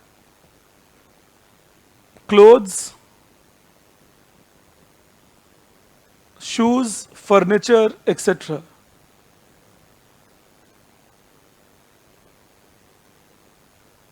Full stop. It contributed to high industrial growth. It contributed to high industrial growth. You know, in fact, it was also contributing to raising economies of scale in the market. All right, I repeat again. I'm assuming that you have read your NCRTs. You would have read the term economies of scale, which is advantage of large scale production. जब आप बड़े scale पे produce करते हैं तो आपको advantage मिलता है, जैसे चीपर रॉ मटेरियल मिल जाएगा, आपको एडवांटेज मिलता है जैसे बेटर क्वालिटी वर्कर्स मिल जाएंगे. So you will get better quality workers, cheaper raw material, and you can produce better. And that is advantage of large scale production or economies of scale.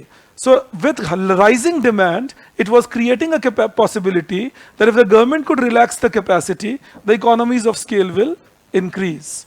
All right. Some of you have asked me question about difference between third point and sixth point in industrial reforms. You read through them in detail and you will get the differences. All right. जब आप पूछते हो third और sixth में क्या difference है या fifth और फोर्थ में क्या डिफरेंस है, आप जब उन्हें गौर से पढ़ेंगे आपको डिफरेंसेस समझ में आएंगे कि एक चीज बात कर रही हो सकती है industrial reforms with respect to allowing more foreign investment, और दूसरी चीज बात कर सकती है about allowing more domestic investment. Something can talk about only large scale industry, something can talk about only small scale industry. Alright, so these are the differences that we are highlighting across the two. Yes yes.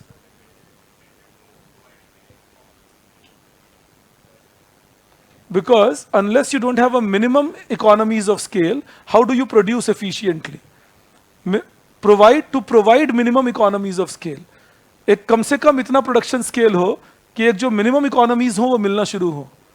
You understand that? That create the scale to the extent where you get the minimum benefits of production, large scale production. All right.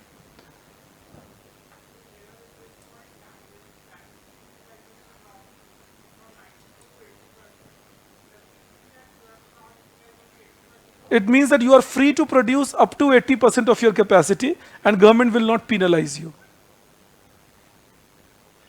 All right, this story that I had written on the board. Earlier you were told if you produce less than 94, there will be a penalty on you. Now less than 80, up to 80 and there will be no penalty.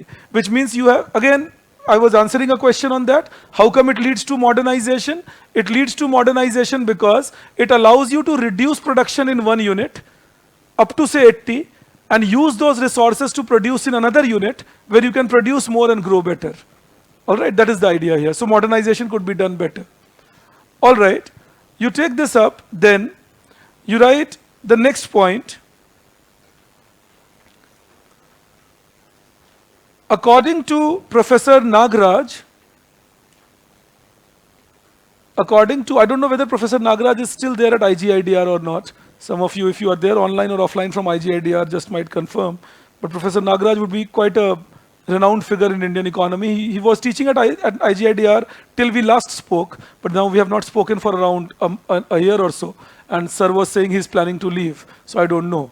But he was there at Indira Gandhi Institute of Development Research till I think 1 year back. Now I don't know whether he's still there or not.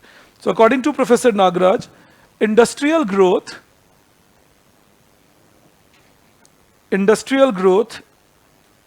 in 1980s, industrial growth in 1980s could also be attributed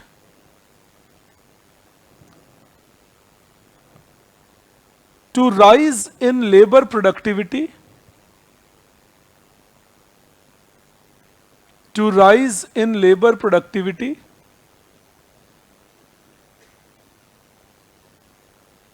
full stop. There were three reasons for it.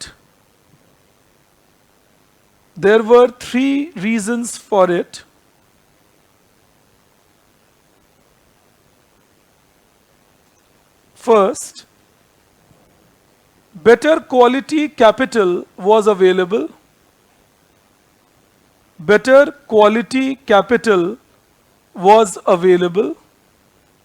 You know, one role was played by schemes like EPCG. You could import your capital goods much easier now. All right. So better quality capital was available. बेहतर मशीनें available थी क्योंकि EPCG जैसे scheme के वजह से आप आसानी से बाहर से भी मशीन ला सकते थे. So better quality capital available as better quality machines could be imported with schemes like EPCG. Second, technology had improved compared to previous time period. Technology had improved compared to previous time period. So you know that was the second thing which was happening. How come better technology? Because of better research institutions. Even DRDO was doing some good research. Otherwise, IITs were there. So there were better research institutions which were doing their work. So better technology available for Indian workers now, improving their capacity to produce. Labor productivity का मतलब क्या हुआ? The capacity of the worker to produce becomes higher. So they were getting better quality machine, they were getting better quality technology, and that was making them more their capacity to produce becoming higher. And then third, you write in the same thing, better training of the workers, better training of the workers with more skill development. Better training of the workers with more skill development. I'll tell you what I mean by that. More skill development here means establishing industrial training institutes. उस समय में इनको polytechnic कहा जाता था. They used to be called polytechnics, and these polytechnics would start training a lot of people to become electricians or plumbers or small mechanics, and that meant that their capacity was much higher than what it used to be 20 years back. And then there were higher education institutions, and there were there was higher schooling and all available. So the overall capacity to produce became more as the workers got better trained, as the workers got better enhancement with respect to the technology that they got, and as the workers started getting better quality machines. आप समझ पाए मेरी इस बात को? So Dr. Nagaraj found these three things. He said that enhancement was due to capacity increase. And then fourth point you write,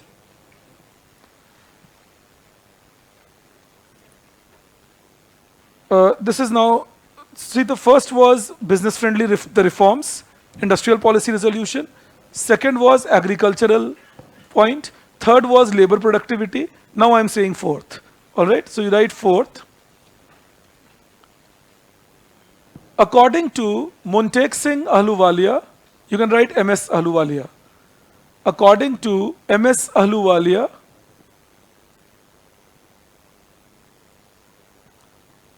reduction in import duty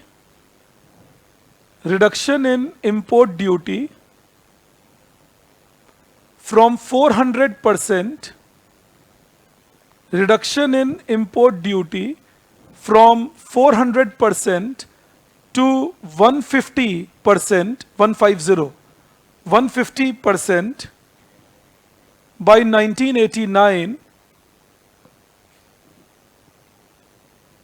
along with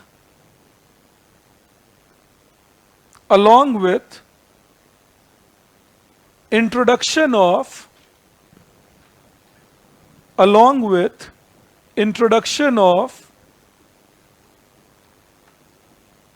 the system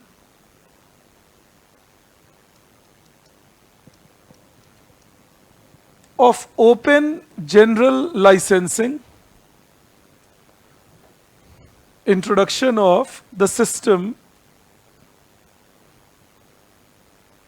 of open general licensing, in which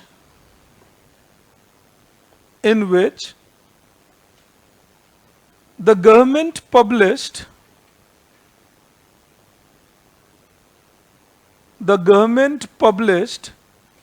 a list of commodities,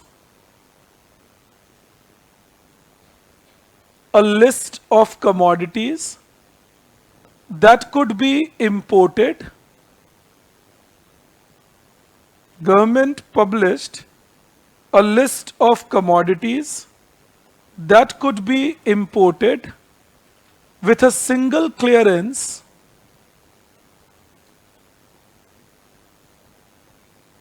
from RBI,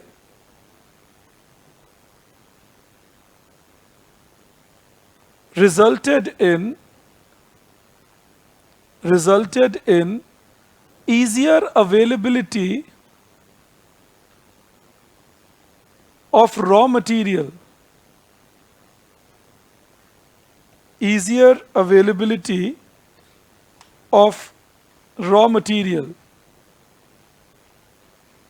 I hope you understand that. समझाता हूं मैं. दो चीजें की सरकार ने.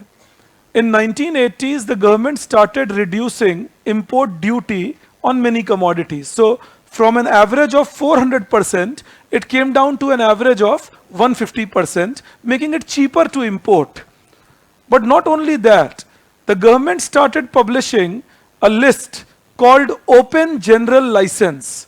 इस Open General License में सरकार ने बोला that whichever commodities we are mentioning in this list can be imported with only a single permission of foreign exchange reserve availability from RBI. कि आपको RBI के पास जाना है, एक सिंगल परमिशन लेना है कि फॉरेन एक्सचेंज इनफ है हमारे पास. अगर आरबीआई आपको वो परमिशन दे देते हैं, आपको कहीं भी director general of commerce, director general of foreign trade, ministry of commerce यहाँ नहीं जाना, आप सीधा वो कमोडिटी इंपोर्ट कर सकते हैं. All right, and many important raw materials, including crude oil, was put in that list. Many important raw materials, including crude oil, was put in that list. That now you didn't have to go to the Director General of Foreign Trade Office or Director General of Commerce Office or ministries. You just had to go to RBI, apply. If your commodity was in that list and you got the permission from RBI, you were allowed to import. Now all did this what? Made imports easier, which made availability of raw materials relatively easier and allowed industries to grow better, allowed overall the economic system to grow better. You'll be okay on that? You write the next point then.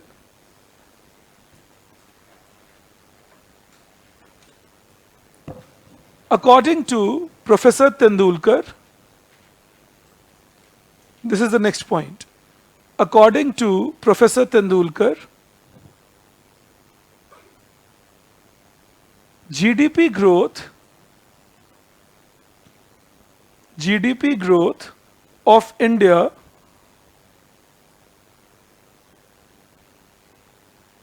in 1980s was mainly due to excessive government expenditure, was mainly due to excessive government expenditure based on was mainly due to excessive government expenditure based on very high borrowings, based on very high borrowings by the government from both within the country, from both within the country and outside the country. Outside the country.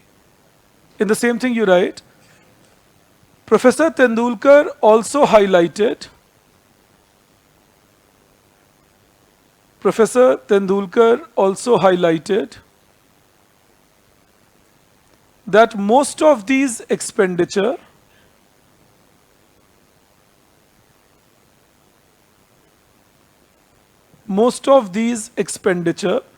were on public administration,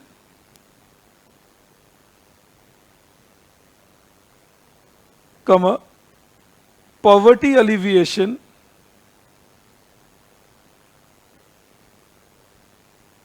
etc.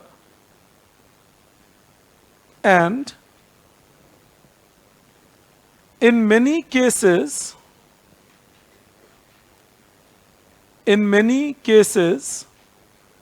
the efficiency of these expenditures,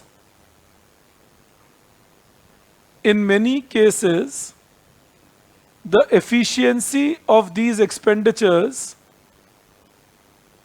was severely compromised.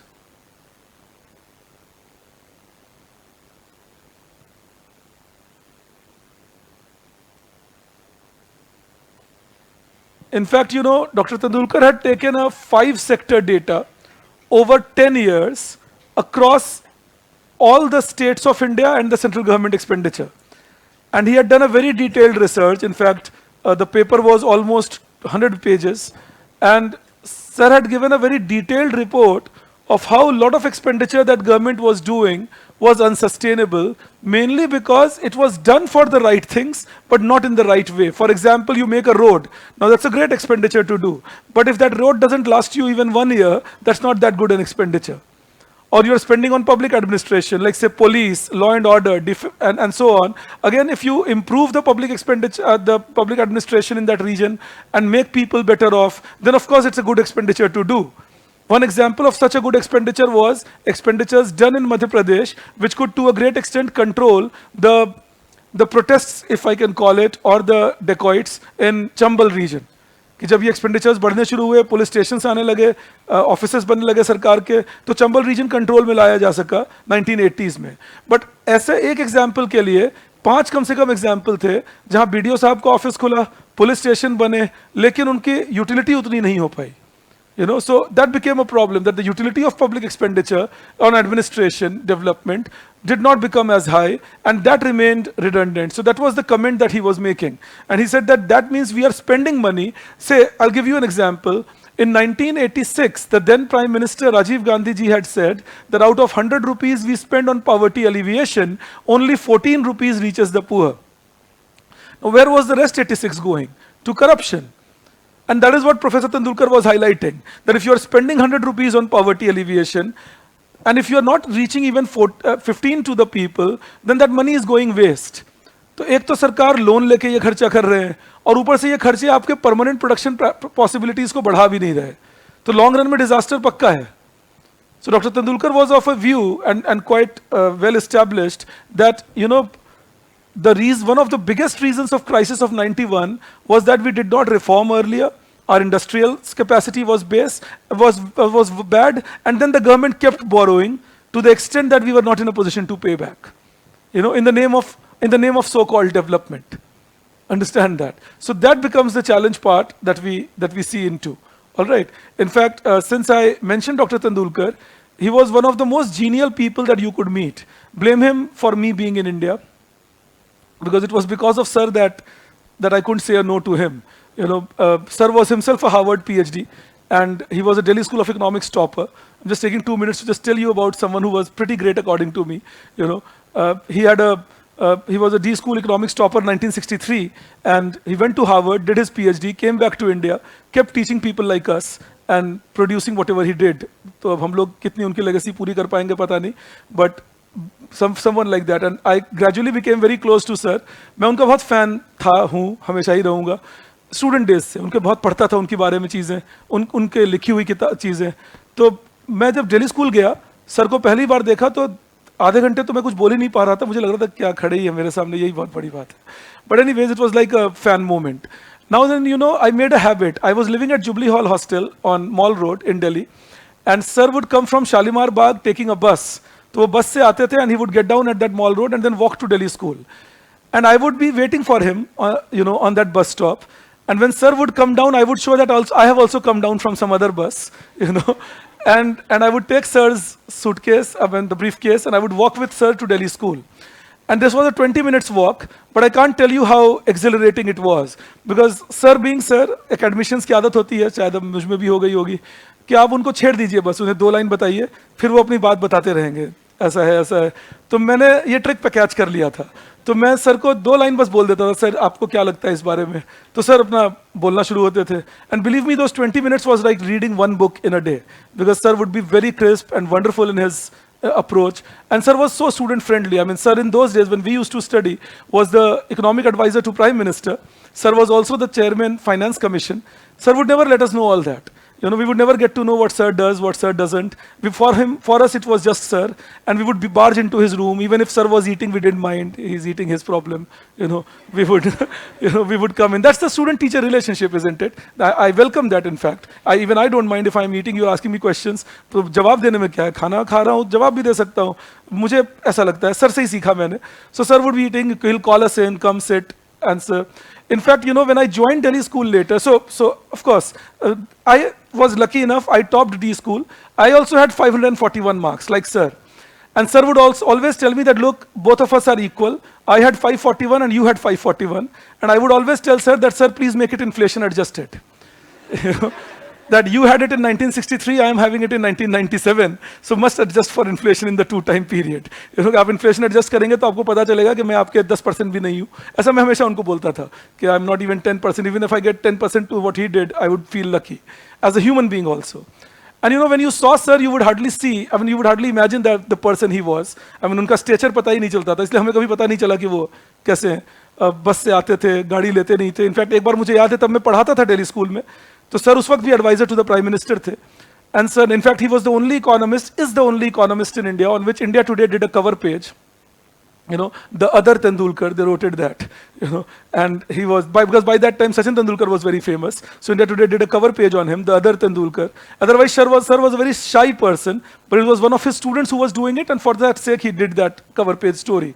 But anyway, so you know, sir came up from a car, और वो car से उतर रहे थे, तो उन्होंने पैसे दिए गाड़ी को, और फिर वो अंदर चले गए. तो मैं उनके पीछे पीछे आ रहा था, मैंने पूछा, sir, this was your official car, so why did you pay money?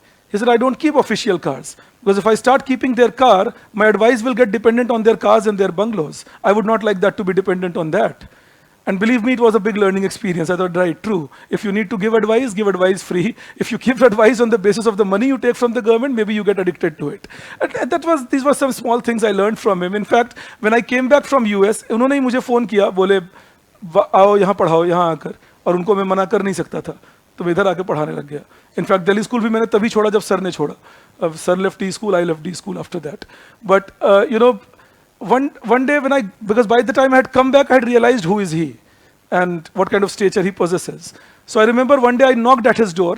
तब तक मैं पढ़ाता था Delhi School of Economics में. तो मैंने door पे knock किया. Sir, as he said, come in. And then, you know, I didn't hear that come in, but I just put the door ajar, I peeped in. I said, sir, may I? And he said, since when did you start asking? Come in. So you know, he would treat us like his students for life. मतलब उनको कोई फर्क नहीं पड़ता. They were a simple person थे, and a wonderful intellectual that India produced. I mean, we must know about such people because they were real assets to India. Unfortunately, sir passed away in 2011.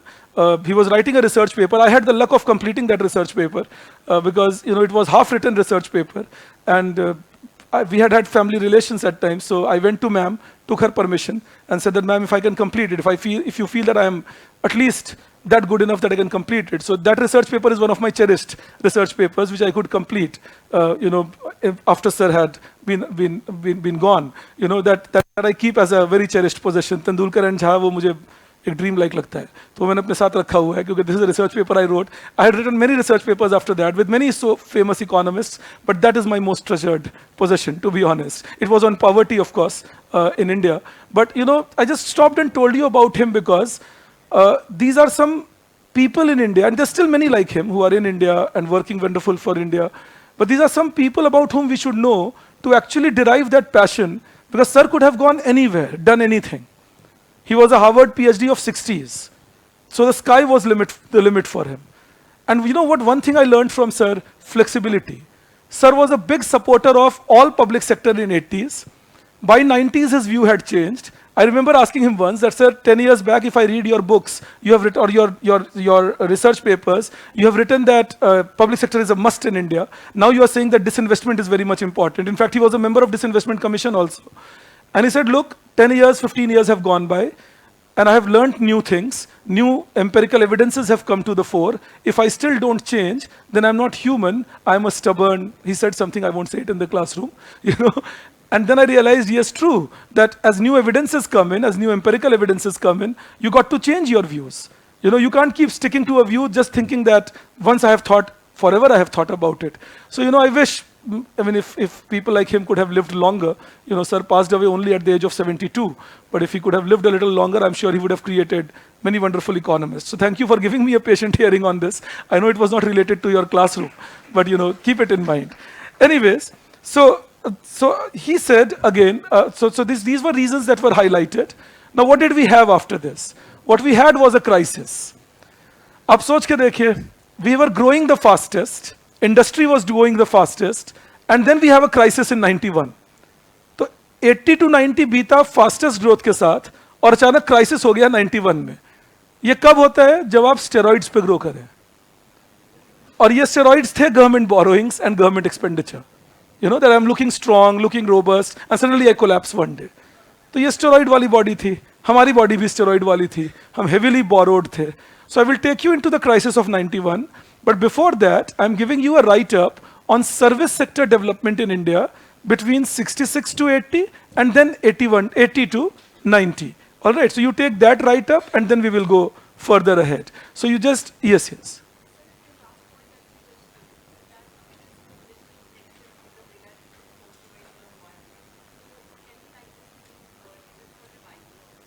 Yes, yes, because it was a reason for revival, even though not a very healthy reason for it.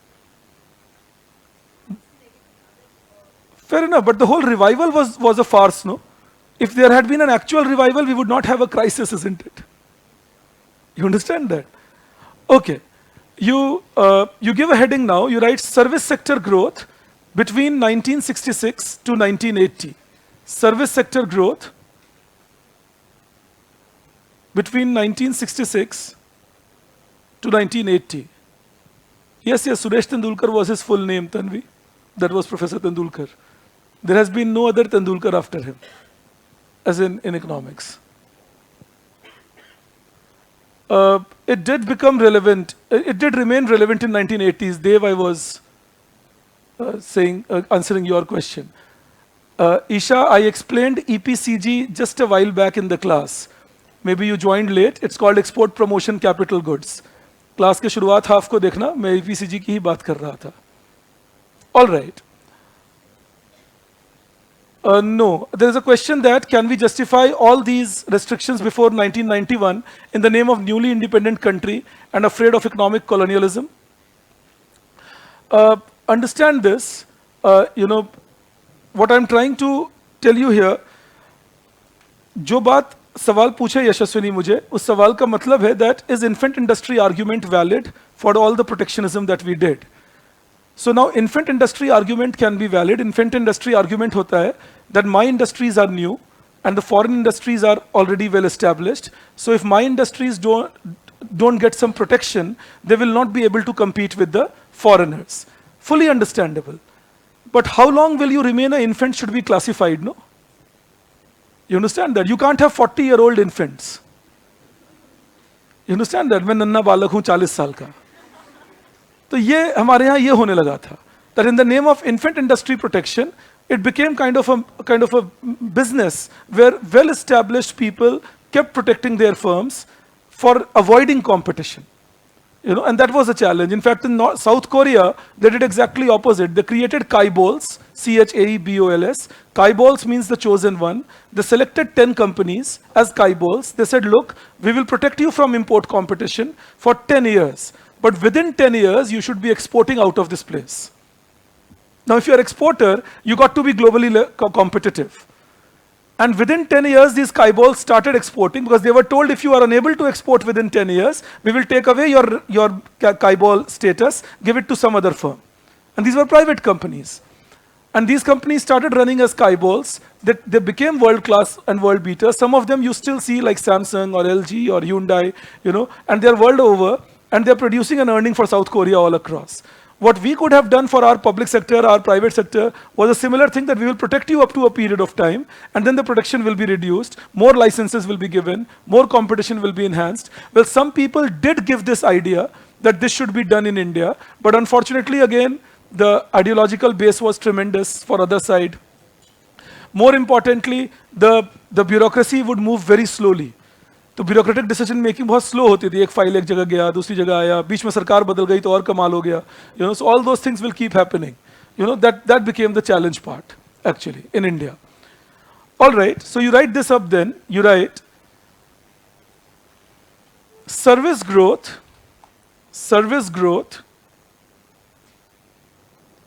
between 1966 to 1980, service growth between 1966 to 1980 was at a slow pace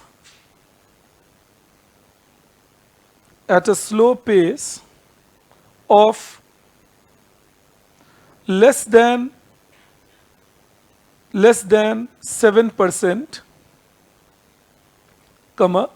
however, it was higher than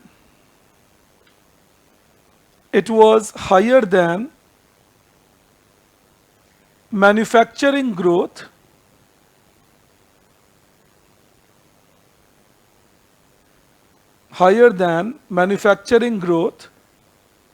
due to which share of service sector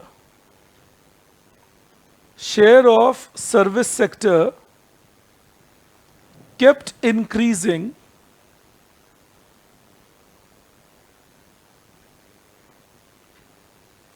in GDP. Full stop. It increased from 29% at the time of independence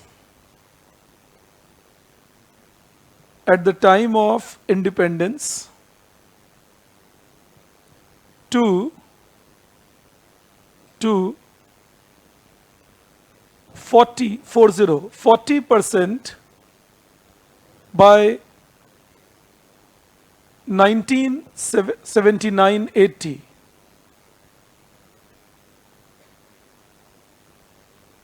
Service growth was mainly based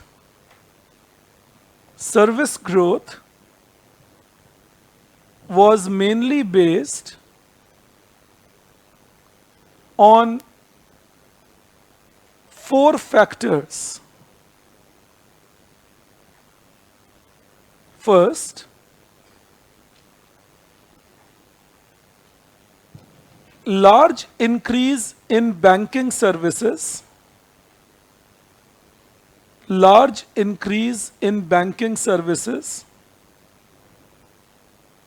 with spread of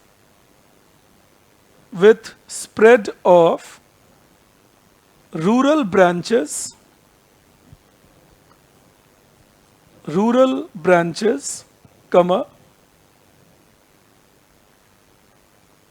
opening up new branches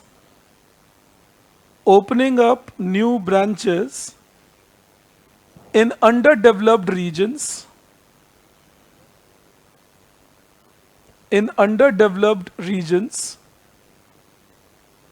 and promoting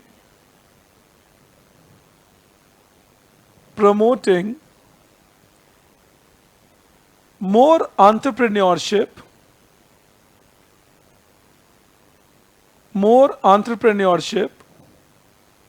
through banking development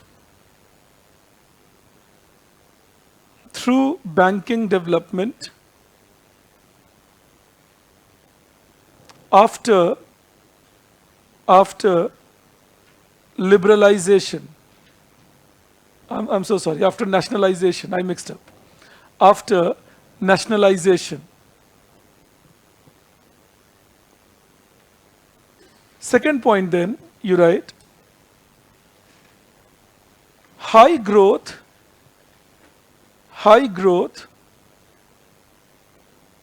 in internal trading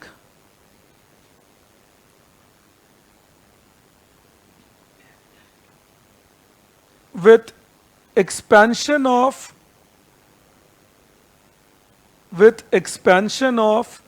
agricultural trading, ये सरकार ने करना शुरू किया था, APMC markets and all, with expansion of agricultural trading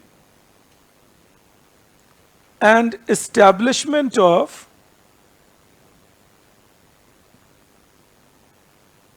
government marketing federations,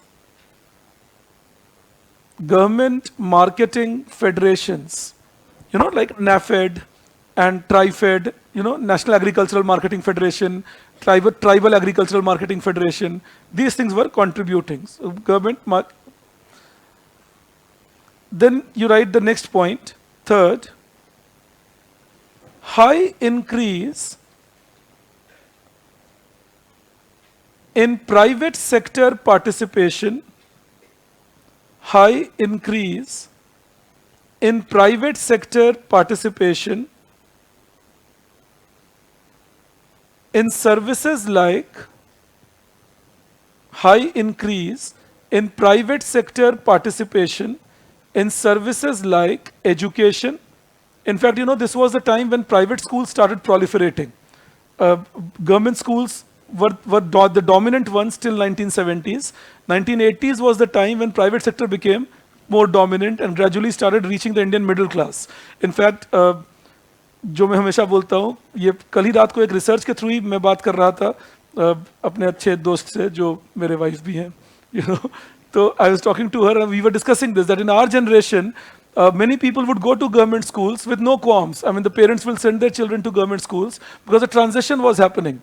Till 60s, government schools would be very good. By 70s, the mediocrity had started coming in, but not as much. It was only by 80s that the mediocrity had come in quite a bit. But by then, the inertia was still there. People would be sending them. So many of our cousins, many people in our know-how, in fact, my wife's elder sister, they would go to government school to study, and there would still be some decent amount of education given over there. And I'm not talking about the good ones, like Kendriya Vidyalaya or a Sarvodaya Vidyalaya would still give good knowledge. I'm talking about a normal government school in your neighborhood. It was only in 80s and then 90s that private schools became more and more dominant. All right, but the process had begun in 70s. That by 70s the private schools started establishing themselves. अब कभी देखिएगा जो बहुत सारे private schools हैं जो भी अच्छे अपने आप को अभी बताते हैं, वो अपना मैं हॉस्टल्स की बात नहीं कर रहा, बट वो अपनी शुरुआत 60s बताएंगे आपको, late 50s, mid 60s, late 60s. They would say that this is when we were established. And when did they started becoming dominant? 15, 20 years later.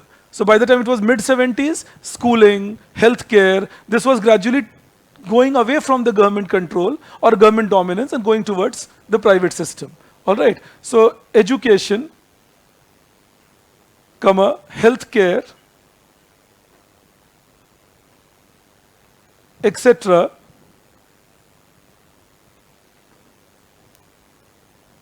Could you tell me the line you wrote? Yeah, right. Etc. led to increased growth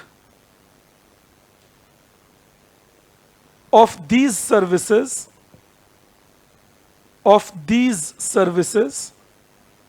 across the country. Increased growth of these services across the country. And then you write one more. Service sector expansion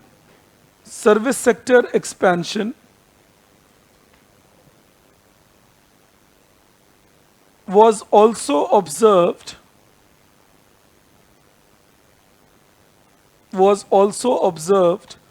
with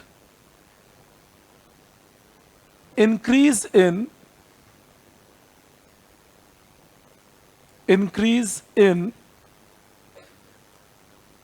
transportation services,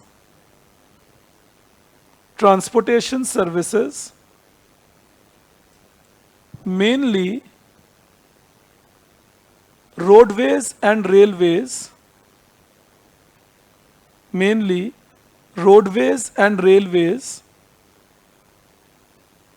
between 1966 to 1976.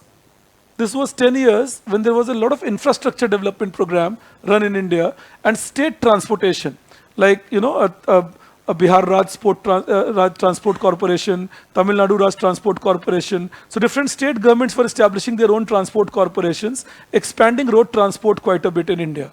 Railway transportation, of course, was high in India, kept increasing more and more. तो ये 4 कारण हैं जिसके वजह से service sector grow किया between 60s to 70s or 80s. In the below that you write, however,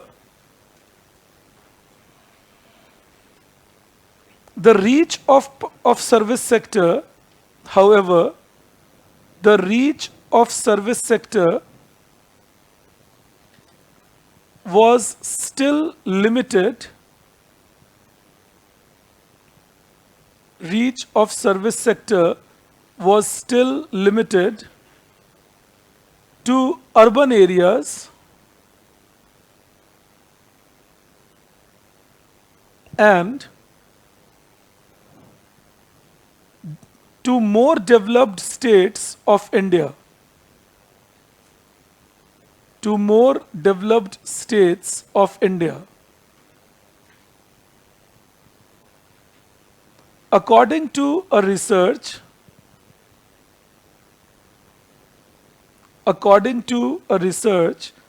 by Professor P. Sundaram, according to a research by Professor P. Sundaram, service sector growth in India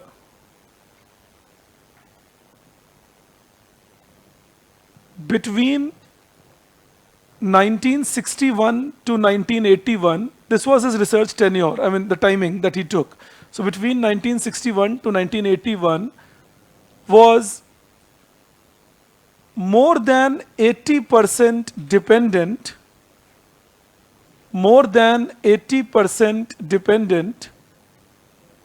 on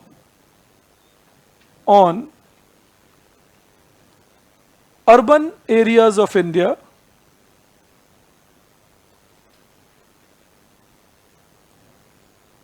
and among urban areas more than 40% among urban areas, more than 40% of growth was observed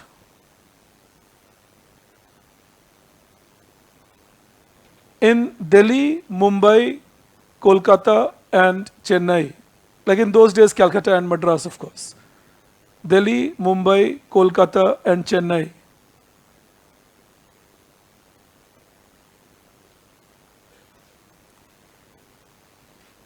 In the same thing you write, higher end services were absent.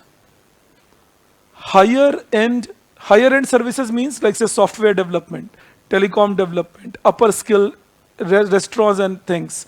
So higher end services were absent, or they had very low presence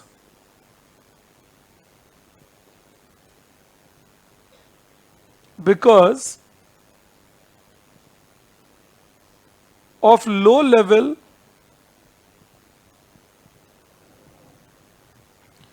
of industrial development. Why low level of industrial development will compromise higher level skill of services? Because they are the demanders of these higher services. If you have a good manufacturing enterprise, that good manufacturing enterprise will demand more service. Like if I am a well-developed manufacturing enterprise, I will demand more banking, I will demand more insurance, I will demand more trading, I will demand more transportation, and upper end maybe air transportation, I will demand more software writing. So you need to have a homegrown manufacturing to be able to develop a good service sector. Now, after 1991, the homegrown manufacturing did not grow as much, but export possibilities grew. And that led to a reason of service-led growth in India later on. All right. But in those days, this was a missing link. You then write service sector growth between 1980 to 1990.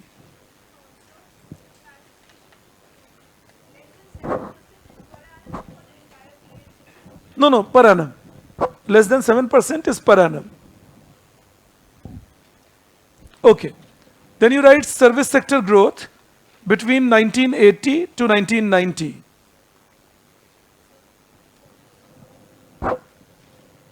Manufacturing, the lack of manufacturing development in India. That was the missing link.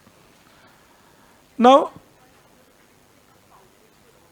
yeah. So 7% per annum, you check the total growth and then kind of check average. Yeah.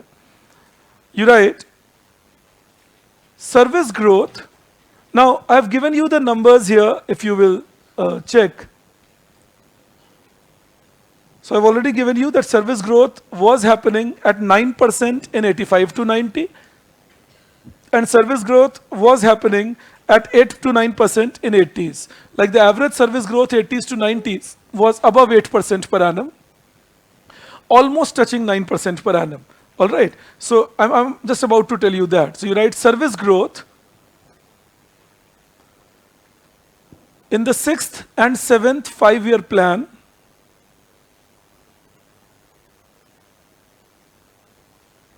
sixth and seventh 5-year plan was at approximately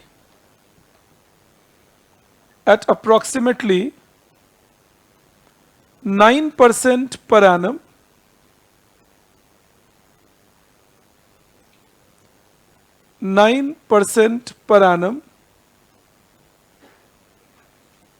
and the share of services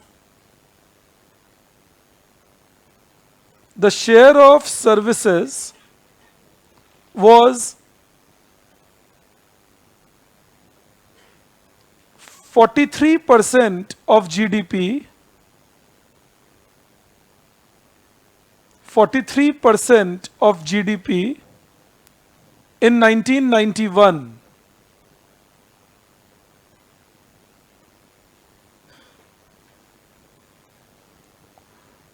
There is a question I am asked online by 2 of your friends that our production had improved with reforms. Why were we borrowing? I will be answering it tomorrow. That why were we borrowing in spite of production improving with reforms? Mind you, the reforms were not wholesome. They were only done in piecemeal way. So that is the reason. Yes, agriculture will be done later. Kashish, I am answering your question there. And another question I am asked is that why are we comparing services with manufacturing and not the industry as a whole? Well, because manufacturing dominates industry. So if you talk about manufacturing, that itself gives a good comparison of services versus manufacturing. Another question I'm asked is that how come services sector growth is linked to manufacturing growth? Mind you, that is the missing link. Unless manufacturing doesn't grow well in a country, service sector growth cannot be permanent, because either it will be dependent on outside demand or it will not have any demand to cater to. You understand that? So manufacturing growth is needed for service-led growth. You can't have majority of the services need a manufacturing background. So that is the missing link that we talk about. I just had a message for people among you online. By chance you ask me a question, and if you don't get a reply, leave the question for me on Telegram ID of mine, and I will respond to that question. Sometimes your question can result in digression from the class, so I see the question, but unfortunately with the class I can't bring in synchronization, so I kind of avoid it. So you can leave that same question for me online. For example, if you ask me a question, why inland waterways were not developed after independence? Now that's a question I cannot synchronize with our class discussion right now, so I have to skip it. So you leave it for me on the personal message, and I will be willing to respond to that. All right, now, yes.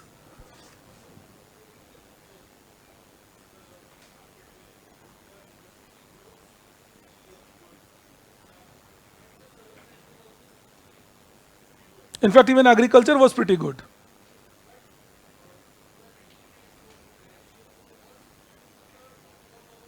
No, dot-com bubble happened 2001. 1990s, there was nothing called a dot-com. Yeah, and then 2001, the crash was dot-com crash.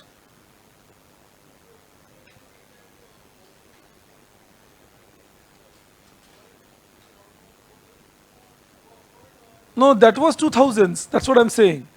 1980s, the story was different. 1980, see, it's like this. If my government starts spending a lot today, gradually even my private sector will start spending a lot because of the multiplier effect that will be felt.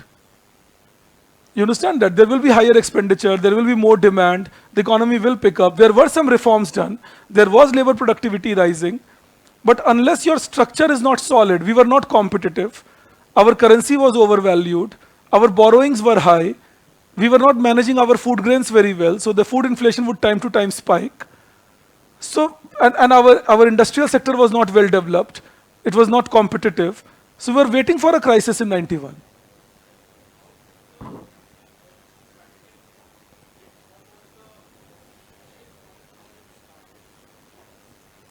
But again, I mean, why do you think on that ground right now? It was. It was. Okay, now I get your question. Understand this. 1977, there was a rule made by government which banned international business machine. I'm answering a question that how IT revolution started in this time period. So IBM India में function करते थे 1977 में सरकार एक कानून लाए जो बोले that any company functioning in India will not be allowed to keep more than 40% share in their Indian subsidiary. IBM left India. Now when IBM left India, it gave scope to many of new Indian startups like say an Infosys or a Wipro or a TCS or an HCL. These were all small companies in 1970s, late 70s. Now since they were small companies, the government was also not majorly bothered about controlling them or commanding them. So what does the government do? Government gives them the independence to go and compete abroad. Now they had a very good situation. They could compete with the foreign companies, Americans and Europeans in their market and learn the idea of competition, but they did not have a problem failing in that competition because they had a captive, very small, but captive Indian market. They knew that in Indian market we are the only suppliers, even though Indian market was a very small market, yet they knew that we are the only suppliers in Indian market. Now for 10 years, they kept competing with the bigger ones in Europe and US, and they had no competition in India. Now that meant that it gave them time to grow from being very small or small enterprises to medium scale and large medium enterprises. Now they reach 1990, now they need more freedom, they need capacity to export, they need ease of importing hardware, and then we have the 91 reforms, so the stroke of luck comes in, they get the 91 reforms, now they can easily import the hardware, they can export their services, business process outsourcing exports comes to India, and India starts becoming the new hub. You understand that? So that was the IT revolution starting in India. In fact, this is something that was quoted by Nandan Nilekani in his book Idea of India, where he said a wrong policy of government resulted in right result for IT sector in India. That government banned IBM, that was a wrong policy, but then it gave us the chance to grow better. You know, so that was the IT sector revolution as it started in India. The starting point, if I can say that. All right. Yes, yes. And that protection was not given consciously. You know, it was accidental. Government removed a foreign company, not because they wanted to protect the domestic companies, it was foreign in genre terms. In general, कहा गया कि foreign company नहीं चाहिए. Because Morarji Desai ji wanted to prove that he is more leftist than Mrs. Gandhi. You know, that was the race he was in. And that is what worries me about political discourse. Since you have touched that chord of mine, I'll quickly tell you. When a big leader behaves in a particular manner, the problem is, even their opposition starts copying them. So even when opposition comes to power, they remain a copy of the so-called big leader. Mrs. Gandhi had that impact, Mr. Modi has that same impact. You know, you will see the opposition copying him, they're playing by his rules. कौन कितने मंदिर में गए, you know, किसने कौन से Hindu festival पे छुट्टी की, अब ये बात opposition भी प्रचार करने लगे. तो उनके रूल्स से खेल रहे हैं ना फिर तो. क्योंकि उन्होंने एक डिस्कोर्स सेट किया इकोनॉमी में कि ऐसा होगा, ऐसे चलेगा, बाकी भी मानने लगे ऐसे ही चलेगा, तो अल्टरनेटिव डिस्कोर्स तो कुछ रहेगा नहीं फिर. Mrs Gandhi was again such a strong leader, she had set the discourse. Now everybody had to show they are more Mrs Gandhi than Mrs Gandhi. You know, अब समझिए ये बात. Mr Modi has shown that I am a strong political leader, मैं देश के लिए लड़ सकता हूं या देश की इज्जत आगे कर सकता हूं, तो बाकी लोग दिखाना चाहते हैं I am more Mr Modi than Mr Modi. They're not saying I will be doing something different from him. They're saying will do something similar, but we can do it better than what he is doing. So the alternatives are missing. Congress conducts an election, and Shashi Tharoor ji goes for that election, but the high command culture prevails. कि नहीं मल्लिकार्जुन खड़गे जी बनेंगे. High command ने एक नाम बोल दिया कि यही बनेंगे भाई और कोई नहीं बन सकते. तो ये तो वही बात हुई कि हाई कमान कल्चर तो फिर दोनों ही मेजर पार्टीज में है. You know, कि जो दो मेजर पार्टीज हमें रूल करेंगी पॉसिबली, तो वह दोनों में हाई कमान कल्चर है, तो दोनों एक दूसरे को प्रूफ करने पे लगे हैं कि मैं वो काम जो तुम कर रहे हो तुमसे बेहतर करके दिखा दूंगा. Miss Banerjee had come to West Bengal with Paribortan as the talk, that she will bring a change. but she has shown herself to be more leftist than the left. She controls the syndicate in the same manner. Her party cadres can kill people as vehemently as the left party cadres who used to do in West Bengal. If you are someone from West Bengal, you would understand that. Nothing against West Bengal. My in-laws are there, so I won't risk my food, But point is that West Bengal, under Ms. Banerjee, has hardly seen a parivartan. It's more of the old thing which is going on. So big leaders have, or big cadres have this tendency that they establish a structure and then it becomes very difficult to change that. Mrs. Gandhi had that impact on India where Mr. Rajiv Gandhi knew we need a liberalization. But that impact of the past, where such a huge leader would not believe in it, would make it very difficult for you to start changing it. And I'm not only saying it politically, it happens socially, it happens economically. आपको एक तरीके से पढ़ाया गया 15-20 साल तक life में, Indian economy तो रटने की चीज़ है, सर जब बात करें तो सो जाओ, जब लिखवाएं तभी तुम्हारा कॉन्शियसनेस रहना चाहिए, सोच में क्या रखा है, जो लिखवाया वो लिखो, घोटो, उगलो और नंबर लाओ. जैसे हमें ऐसा सिखाया जाता है, अब 15 साल अगर किसी ने ऐसे सिखा दिया, 16वें साल कोई बोले नहीं सोचो, इसमें और क्या आ सकता है वो देखो.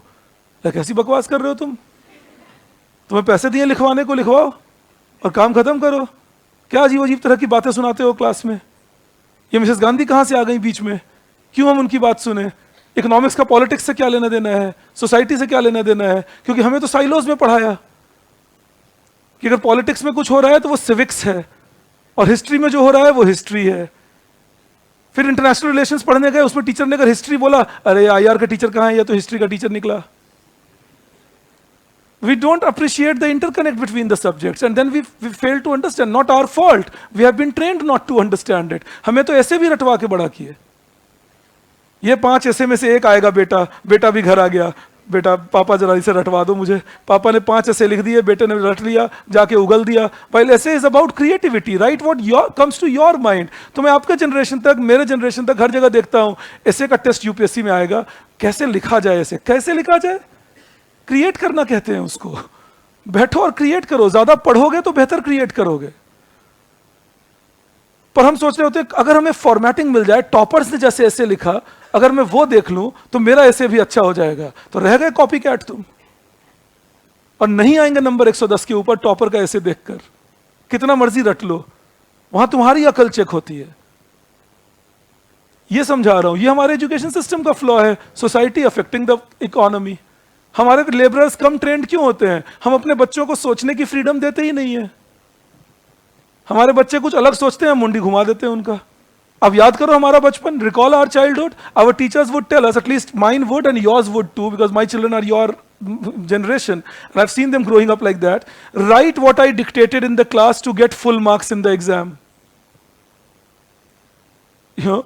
What does that mean?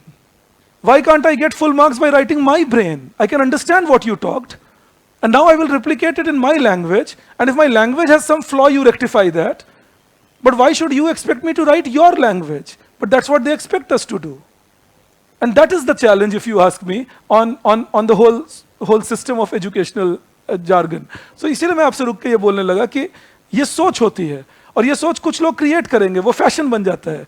जब एक बार फैशन बन गया, फिर उसके ऊपर आप सवाल उठाइए, लोग गुस्सा हो जाएंगे. That is the aspect. तो ये बात समझा रहा हूँ आपको, that unless we don't challenge the old thoughts, the new thoughts won't come. But we will have to give our youth the capacity to challenge the old thoughts. अगर तुम मुझसे कुछ अपने मन की बात पूछो, कोई मुझे चैलेंज ही करो और मैं गुस्सा हो जाऊं, तो अगली बार से नहीं पूछोगे. मैं एंटरटेन करूं तो पूछोगे. हाँ, लेकिन अगर मैं तुम्हें चैलेंज वापस करूं और तुम्हारे बात जो पूछी उसका सही जवाब दूं, जिससे तुम्हारे बिलीफ सिस्टम को हर्ट हुआ, अब तुम गुस्सा हो गए, तो फिर नहीं सीखोगे. अरे उससे तो पूछेंगे नहीं, वो तो अपने ही बिलीफ में रहता है, हर बात प्रूफ करने में लगा रहता है. नहीं, तुम्हें तकलीफ इसलिए हो रही है कि मैं वो बता रहा हूं जो तुम सुनना नहीं चाह रहे शायद. तुमने कुछ सोच के मुझे सवाल पूछा था, वो मैं नहीं बोल रहा, तो तुम्हें लग रहा है ये ऐसा क्यों बोल रहा है ये? Why aren't you saying what I wanted to hear? It's like your Twitter bat. You bear with me, but I see this funny thing happening on social media a lot. You will poke a celebrity, say something on this, say something on this. Now the celebrity would open up on their mind, say something which you dislike. My God, you are saying this, how dare you? Come on, you were saying say something on this. The fellow said it. Now why are you objecting? Now who is now playing with the freedom of speech?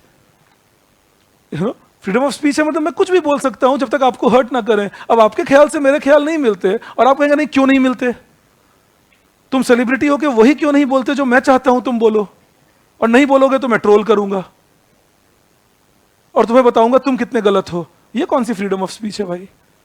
पर ऐसे हम बनते जाते हैं जब हम fashions में believe करते हैं। तो ये आपको समझा रहा था that tall leaders, big leaders, they create a fashion, and that fashion is then replicated by opposition.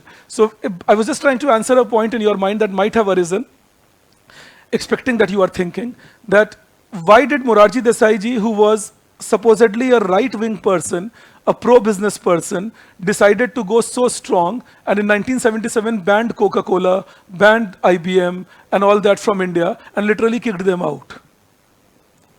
Barring Mobil, now Exxon Mobil, there was no other foreign company left in India in 1977 and thereafter. So I was just trying to explain to you how discourses are set. कि कैसे वो discourse set हो जाता है, फिर एक आदमी set किए, वो टॉल लीडर है, बाकी उनको फॉलो करते हैं. All right, let's see this then. So you write in this, I'll take just 5 minutes of your life. I hope it's okay for you. Perfect. You write in this. You know why I laughed? आपके पिछला batch ये काम करते थे. जैसे ही मैं 5:30 बजे से आगे जाता था तो कोई अपने बोतल गिराएगा. अभी मैं उनको टेस्ट सीरीज के लिए मिलता हूं, अगर वो नहीं गिराते बोतल तो मैं ही पूछ लेता हूं उनसे, क्या बात है आज तुम बोतल नहीं गिरा रहे? तो अभी जो आपने गिराया उसने मुझे वो याद दिला दिया, वो मुझे रिमाइंडर देते थे कि हो गया बुड्ढे, चुप हो जाओ. All right, you take this up now. You write reasons for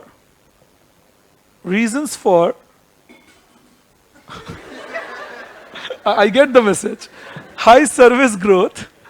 Reasons for high service growth between 1980 to 1990.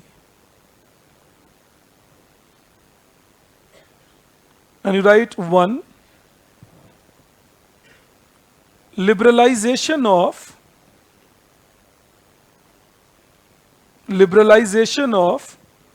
telecom services.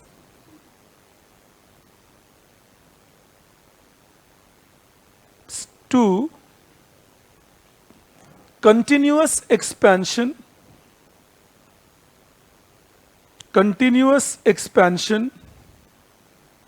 of bank branch.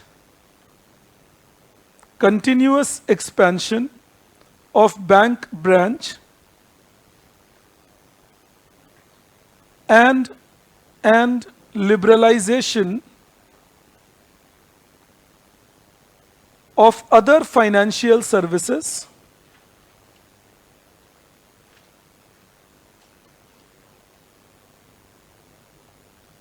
And third, large growth in trade, hotels and restaurants. Large growth in trade, hotels and restaurant. And fourth, very high growth in public administration,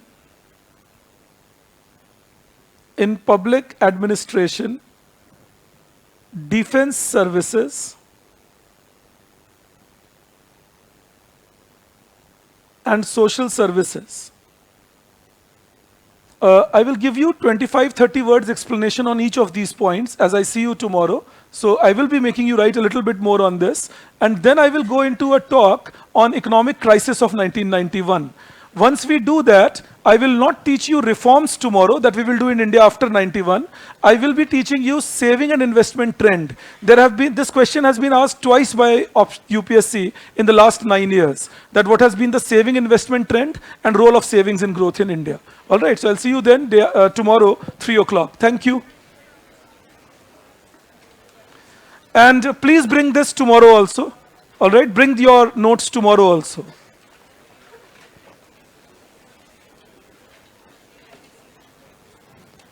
Exports are the major reason, Sakshi, that our services are growing still better.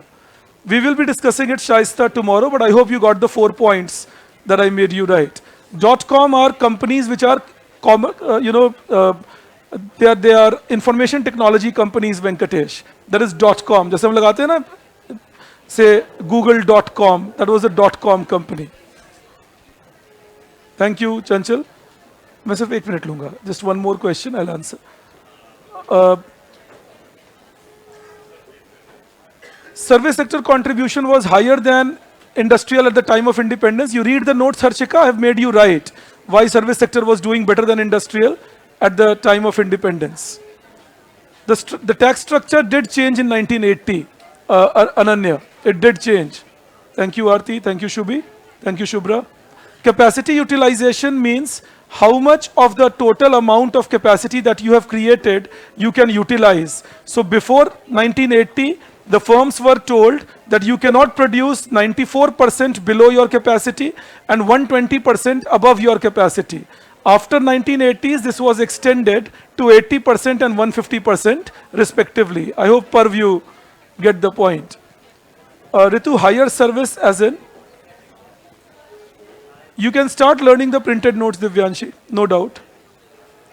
From 1991, Manish, majorly. Other financial sector, Khushi. Thank you, Amit. Huh. Installed capacity rule was this. See. So,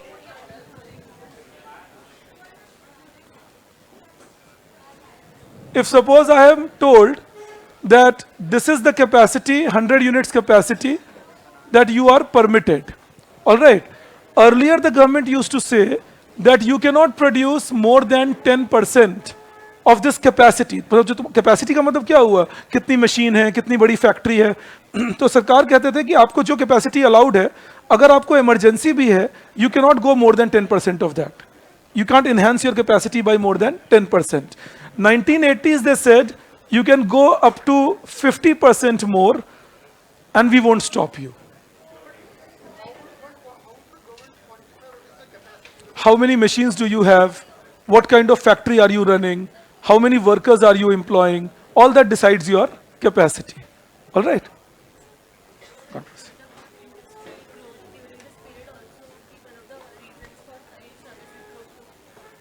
Yes, yes, okay. Yes, yes, yes. Yes, you can say that.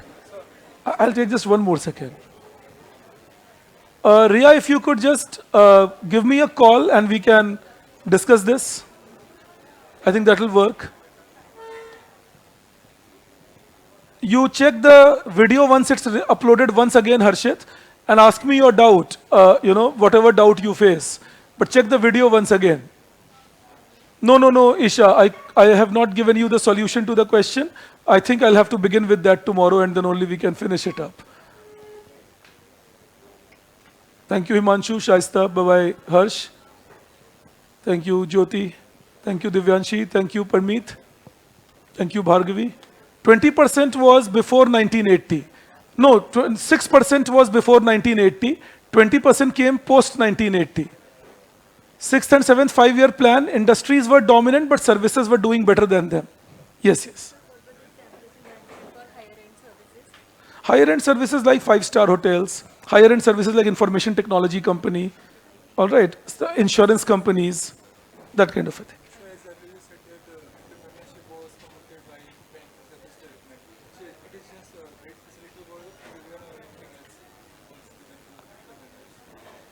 No, mainly this was the case.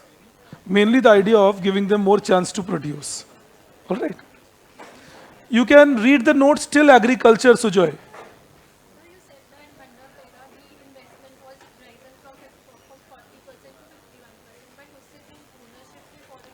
हाँ, लेकिन government permission के बिना नहीं मिल सकती थी, तो सरकार finally देते नहीं थे, लेकिन लिबरलाइज पेपर पे हो गया था.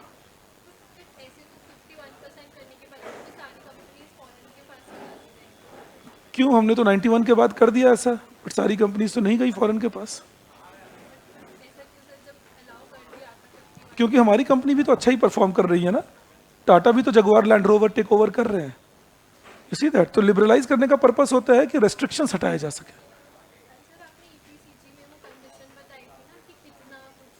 मैंने ये कहा था कि आप जितने का इंपोर्ट करते हैं, आप जो इंपोर्ट ड्यूटी आपको मिलनी है उससे ज्यादा का एक्सपोर्ट किया होना चाहिए.